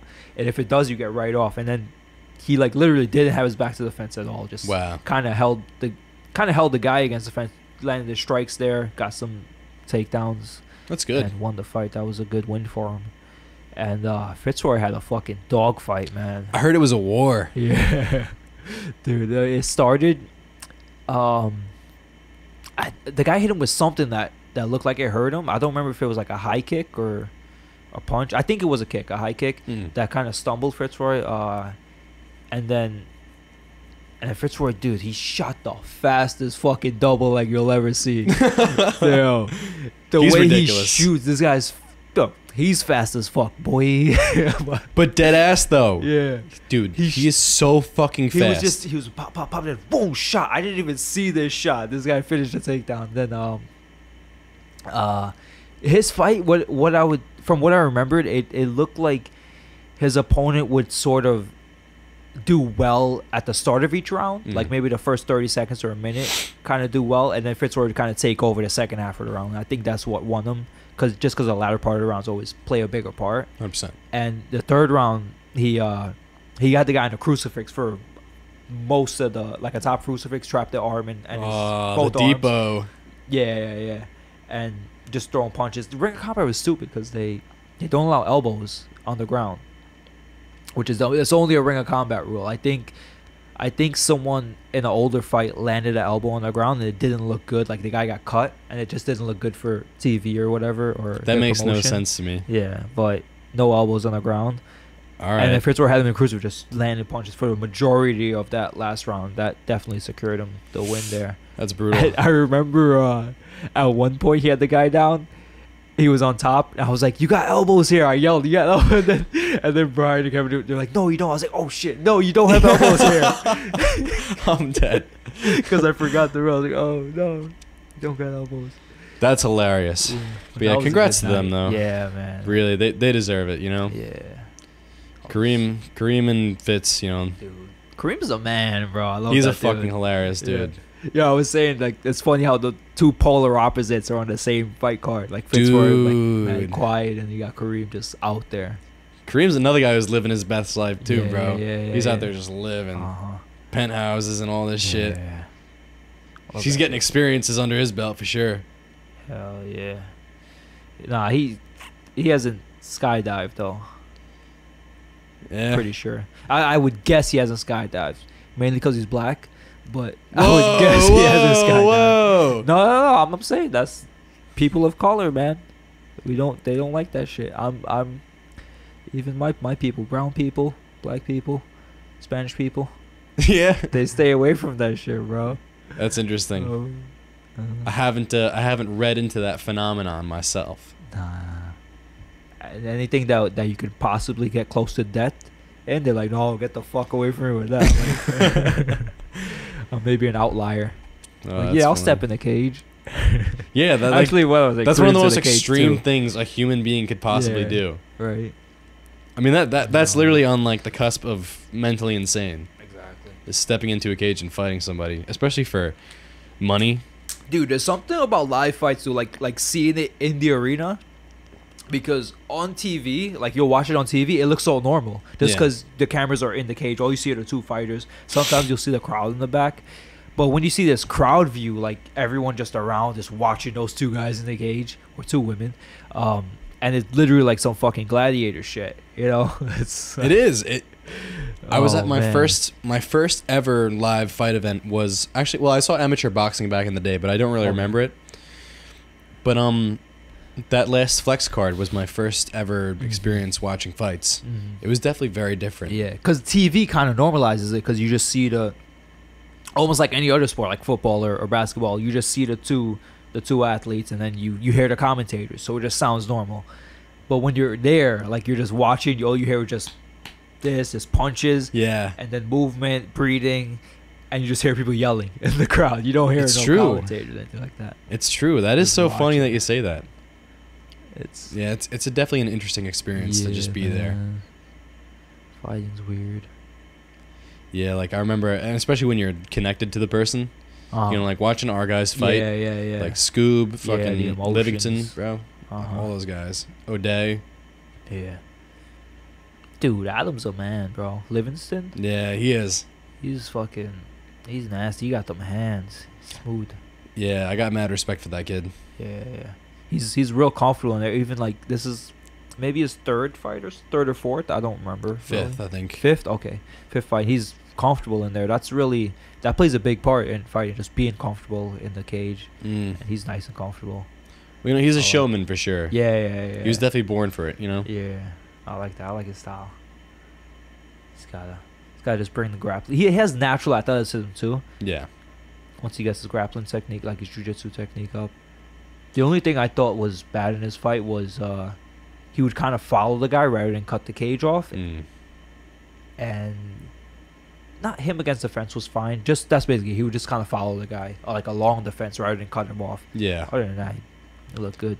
It was interesting too, because like, you know, he really did stuff every single takedown Mhm. the guy tried to attempt. It was Yeah. very interesting, you know, Yeah. especially considering how like long and tall he is. You know, Right. it's a very good quality, I guess. Yeah, that's what anyone that fights him would probably just want to shoot, get him down.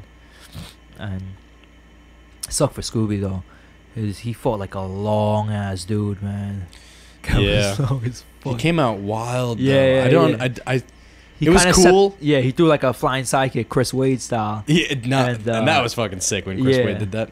But And like it that was set cool the to see him do pace, it. you know. That like set the pace. Like, all right, they're going at that pace. Like Yeah. then they both slowed down. He just made minor mistakes. Really, it's just he would get on top in a good position. Like he would have the guy mounted, and then I think maybe folk. He got reversed. Yeah, he would be thinking. I think more jujitsu rather than controlling position, and then he got rolled a couple of times while he was on top. That was just And that's when it insane. worked That was well. like a crazy way to start a fight. I really wasn't expecting that from him at all. Yeah, You know, I was I expecting. think someone said that he told him that he was gonna start out like that, and then he did. He didn't expect. Yeah, well, you it know, to. he lived up to his word at least. Yeah. I'll give him props. Shoot, You I know, would he's do got that. balls, for sure. I would start off like that. Just that. I always say it sometimes. I'm like, yeah, this fight I'll start off like with a sidekick or something, but I always forget. It's not that I don't that I'm not gonna do it or I don't want to do it. It's like I forget. I literally forget when the fight starts. Not just all right to my jab. Let's go. Well, at that point, instinct just gets in, Yeah, right? exactly. Yeah. Yeah, I'm very interested to see how I'm gonna be in there. Yeah. I'm very interested. I think I'm gonna be good. You know, I crowd think- crowd pressure doesn't really get to me, but it's also a Right. fight, so it's a totally different Exactly, world yeah, of yeah. crowd. You know. Yeah, and I think from your recent sparring, you've gotten a lot more comfortable, and that plays a lot into the fight too. Especially when you're starting. So like I know you've probably heard some of the guys, like some of the UFC guys, like Max Holloway, saying how they don't spar anymore. Yeah. But once you get to that level or that level of experience, you don't need to spar. Oh, 100 You know, percent. like he's got like fucking I don't know how much fights, maybe 50 fights, because he's from Hawaii. He's probably fought in the streets and shit. For sure. He's been fighting for a long time too. Once you get to that point, you just like light movement with your training partners. Like that's what they do. They'll move with the small gloves, kind of go light, kind of like how the Thais do it. If you ever see Thais move around, yeah, they're real 100%. flowy. Like you don't need that hard sparring once you get to that point. But when you start, like as an amateur, I think that's when you need the most sparring, just so you actually get used to what a fight is like, and you actually build the reaction and seeing punches coming at you, seeing strikes coming. I agree and with how that you for sure. react. But once you get a little further up, then you should be, as an amateur, you should be focusing on everything. Once you get a little further into your career, that's when you kind of focus more on the individual things. But When do you think you're gonna start tapering off for my fight. of just in your career? Oh, you know? mean like sparring? Yeah, yeah. Oh, not anytime soon. I think maybe. I mean, I have like when I first started, I think I would spar 3 times a week, and now it's like I spar twice a week. Sometimes just once, but mostly twice a week. The Tuesday night and the Saturday, which is perfect. And I think I'll be doing it like that for a while, maybe until like I get into UFC, maybe just once a week, and eventually down the line just light moving around. But I think it's important to once in a while get that sparring just so you actually feel what the fight is like. 100%. You can't go into a fight getting hit for the first time, like in the fight, Yeah. Then you're like, oh shit, you're not used to it. Even you've probably been like, when you haven't trained for a little bit and then you come back to sparring and you get hit, like your timing is off, right? Or you get hit with a punch, like, damn, that felt kind of hard. I didn't really take that as good as I used to. It's funny, actually. So I do have that experience as well as the one that I'm about to outline, but I actually feel a lot fresher and a lot more on point when I haven't sparred for a while. Yeah. It just feels like so much Yeah. more like clean to me. Yeah, if you got like a good week off, your body kind of rests and you feel like pretty good. Also, when you're not like, if you don't have a fight, you're not training for something, you're not really like hard on yourself. You're not thinking like, man, I should be doing this or that. You're just flowing. You're just doing what you naturally do, just having fun with it, and you end up doing better, than you expect. Honestly, yeah. Yeah, I like But you know that what? too. I feel that a lot. I do agree with that, but I have been doing way better than I've ever done before now.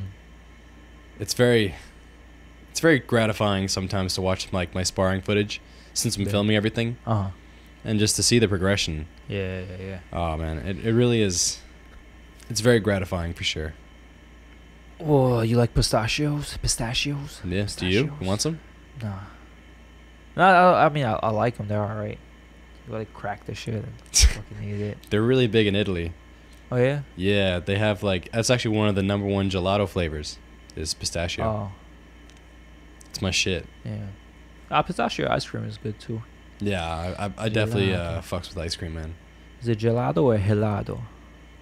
In Gelato. Spanish, it's gelato, Gelato. Gelato. and then in Italian, it's gelato. Gelato. Yeah. It's a I fun like place, Italian. man. Italian is nice. Dude, I gotta fucking one day I was telling my parents, I was like, yo, if I embrace my culture, how much fans I would have? No, but for real though. It's funny. Rich Schaefer? Yes, I don't know him, but I know of him. Yeah. He one day it was this past week. He was like, you gotta like embrace like the Caribbean culture. Like you get a lot of fans. You gotta have a fan base. And I'm like, no, you're right. Maybe I should. I don't know. It's true. Do that. And he was talking like me and Tom and stuff. He was telling Tom like you gotta embrace the Italian culture. Like do that. Like you'd be like the Long Island. What do you call it? Whatever they call Italians. I don't know. Guidos. Yeah. Guineas? That's what he said. Yeah. The Long Island Guido is like, you got the Italian look. And No, it is true. You have to find like you're a right. very dedicated base. Like what's her name? Blonde fighter. Like she's, what is it? Armenian or something? And yeah, idea. whatever it is. But she wasn't even born there really. But she'll like have the flag and stuff. Like that's her like background. And she doesn't even speak the language, but the people from there just support the fuck out of her. That's what yeah. like foreign people, they just support you no matter what. People are tribal, man. People Yeah. are every single individual on this planet falls under some sort of tribal Yeah. categorization. I'm gonna embrace that. I'm putting it on my social media now. West Support me. Indian. Yeah. Guyanese, Guyana, Trinidad. Dude, you just gotta speak in a Trinidadian accent. Yeah, right? Yeah. Dude, you really could get so many fans I know, that way. man. People are so into their identity now. That's true. It's always the foreign people, like or foreign cultures that support their people a lot. Oh, Like 100%. America doesn't really support Americans, but it's also because America has a lot of different cultures in it, so it makes sense. It's not. I don't know. Yeah, it's true. Almost- Yeah. I don't know. Well, we also had like we had Weidman for a while, who was like Right. the All-American. Yeah, So that was cool for a little that's bit. true. But yeah, America is just like kind of shitted on now. America. People here Oh. kind of like shit on it. It's Yeah. weird. They support other cultures, like fucking all the Americans support Conor McGregor. They're booing, Yeah, right, they're dude. booing Poirier. They're like, boo. Dude. Like, yeah, let's go. Poirier deserved that win, bro. Oh, yeah. Poirier's good. He's been grinding for a long time. He deserves all that. Poirier's gonna hold the belt by the end of the year. Yeah, I think he beats Oliveira. 100%. Oliveira's good, though, man. I can see either one of them winning. The thing is, I know Poirier's down for like a dogfight, and that's where Oliveira kind of always Shies had away. trouble with. Yeah, like in the past, he would, when he got hard, he would kind of just quit, and then recently though it's been good, but that's because fights have been going his way. Actually, the Chandler fight, it was a little tough, and he persevered. But Yeah, that was actually very surprising. yeah, I thought he would have been done after that first round. 100%. He looked like he was a little broken heading out of it. You know what I Yeah. mean? He was also Then he came wobbled a back, bit. right? But that was pretty good. But yeah, Poirier's getting that belt. I Oh, think that's the next 100%. matchup. Him and Oliveira. Oh, yeah. And then Gaethje Chandler. Yeah, bro. That's going to be a Gaethje banger. Chandler. Are they making? They're not making that yet, right? I know. Not yet. Chandler's been calling for it. Well, they were actually just talking shit today. So Oh. Chandler, over the past couple days, he was like, I sent them the contract 3 or 4 times, and they denied it every time. Oh, And then yeah. Gaethje was like, yeah, that's some bullshit. So there's some beef brewing. Mhm. Little beef broth. Little Yeah. stew. And McGregor's got his titanium shin bone. Did you see that video? Where he's rolling around in the wheelchair or the scooter. With his leg Yeah. up. And That was so pretty cool. He goes, what I needed was a titanium shin bone. I'm like, That is hilarious. Bro, now you're just gonna fuck everyone up because you got a titanium shin bone. Oh, That is man. hilarious, man. That's the rules he lives by. That's funny. I love McGregor though. Guy's awesome. I love the old McGregor. The new Yeah. one, I just don't respect him. You know what I mean? Right. But I mean, the thing is, he's trying to like get back to that spot that he was at, but I feel like it's past his time or past Yeah. his. The game whatever is he's capable far of. surpassed Yeah, him. yeah, the game's passed him by. But it's tough though, because it's probably one of those things where he's probably at the height, like he was at the highest moment of his career, and he's just chasing that high again. Like that fucking heroin, man. He's definitely got an addictive personality. Yeah. He got that heroin shot. He's like, yo, give me another one. McGregor, please don't do heroin. You will be fucked. No more heroin. He's probably been on cocaine and shit the way. Oh, that kid dude, is 100. There is no doubt in my mind that Yeah. man has done cocaine at least Oh. 8 times. At least 8 times. Cocaine. I gotta try some cocaine. Anybody got cocaine out there? Hit me up. All right. Sheik, no, stop. I didn't say that. I Sheik, didn't say stop. that. I Sheik, didn't say stop. No. Bro. That is wild. It was good. I mean, even though he lost, though, they can still market him pretty well. That Nate Diaz fight, the trilogy, is out there. Oh, They'll man. probably do that shit. Him versus Masvidal would do numbers. Oh, McGregor against Masvidal? Numbers. That'd be something, too. That'd probably be the That highest would selling actually, pay-per-view of all time. Yeah, I didn't even think about that. They're never going to do it because McGregor would get Probably fucking not. smoked. He might. I think Masvidal would smoke him like a joint. Yeah. It's too big. I mean, Conor could probably catch him, though. I don't know. I don't know. Look, Poirier, I mean, the guy's got a chin. But, I mean, who's the only person McGregor's knocked out a lightweight? Fucking Eddie Alvarez. Yeah. And Eddie Alvarez notoriously has a kind of shit chin. Right. That's true. And it took Usman a fucking falling forward, like all his body weight behind that punch to knock Jorge out. That was a Damn. beautiful knockout, too. The thing is, if Jorge wasn't there, Usman would have fell on his face. Like he put all his weight behind that shit. I think what he was thinking was like follow through and then step into a shot from there. Yeah. But also, someone put like a video of all the times Jorge got caught with that same combo. I saw like, that. It was like a slap hook, where the hook is like catching a backhand, pulling it down, then straight cross down the middle, and he's got caught like 4 times with that. It is nice. crazy. Mhm. Yeah, some people just have weaknesses Yeah. that just they'll never get rid of. They have tendencies that they'll never get rid of. Right. Yep. Can't break out. That of is that. crazy. So yeah, August 6th, man. August 6th. Big old fight coming up. If you want tickets, if you want to go, you don't have to. It's gonna be on UFC Fight Pass. Just was it CES 60 something? CES, it'll be there. You can watch me on there. I never tell anyone to go to my fights, but if you want to, you can buy tickets on their websites, CESfights.com or something like that, and just find the tickets. Yeah, August 6th, That's awesome, bro. getting W's. That's awesome, man. It's the day after my birthday too, bro. Damn, and then you're the next week. Fighting the next week. Nah, I got changed to the 27th now. 3 weeks. weeks. Damn, 27? Yeah. Are you gonna be with Wade? 3 weeks. I don't think so. Oh, he's on the same day, right? Shit. Yeah, because if you're I don't cornering think him, so. I He gotta didn't find another ask guy. Yeah.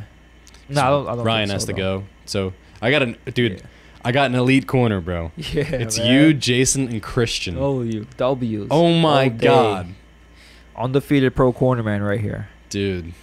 But seriously though, like, it's gonna be nasty. I'm very, very Yes, excited. I'm excited too. I'm excited for you, everyone else at the gym, and Yeah. most importantly, for myself. August 6th, baby. CES MMA. Woo! That's a wrap. Nah, but dead ass though. Thank you very much for coming on, Ashik. It's been an absolute pleasure. Yes. You have a very, very bright future, Thank you. and I think we all. I'm speaking for everyone when I say we all look forward to seeing your future. Yes, I appreciate that. You're the man. Boom.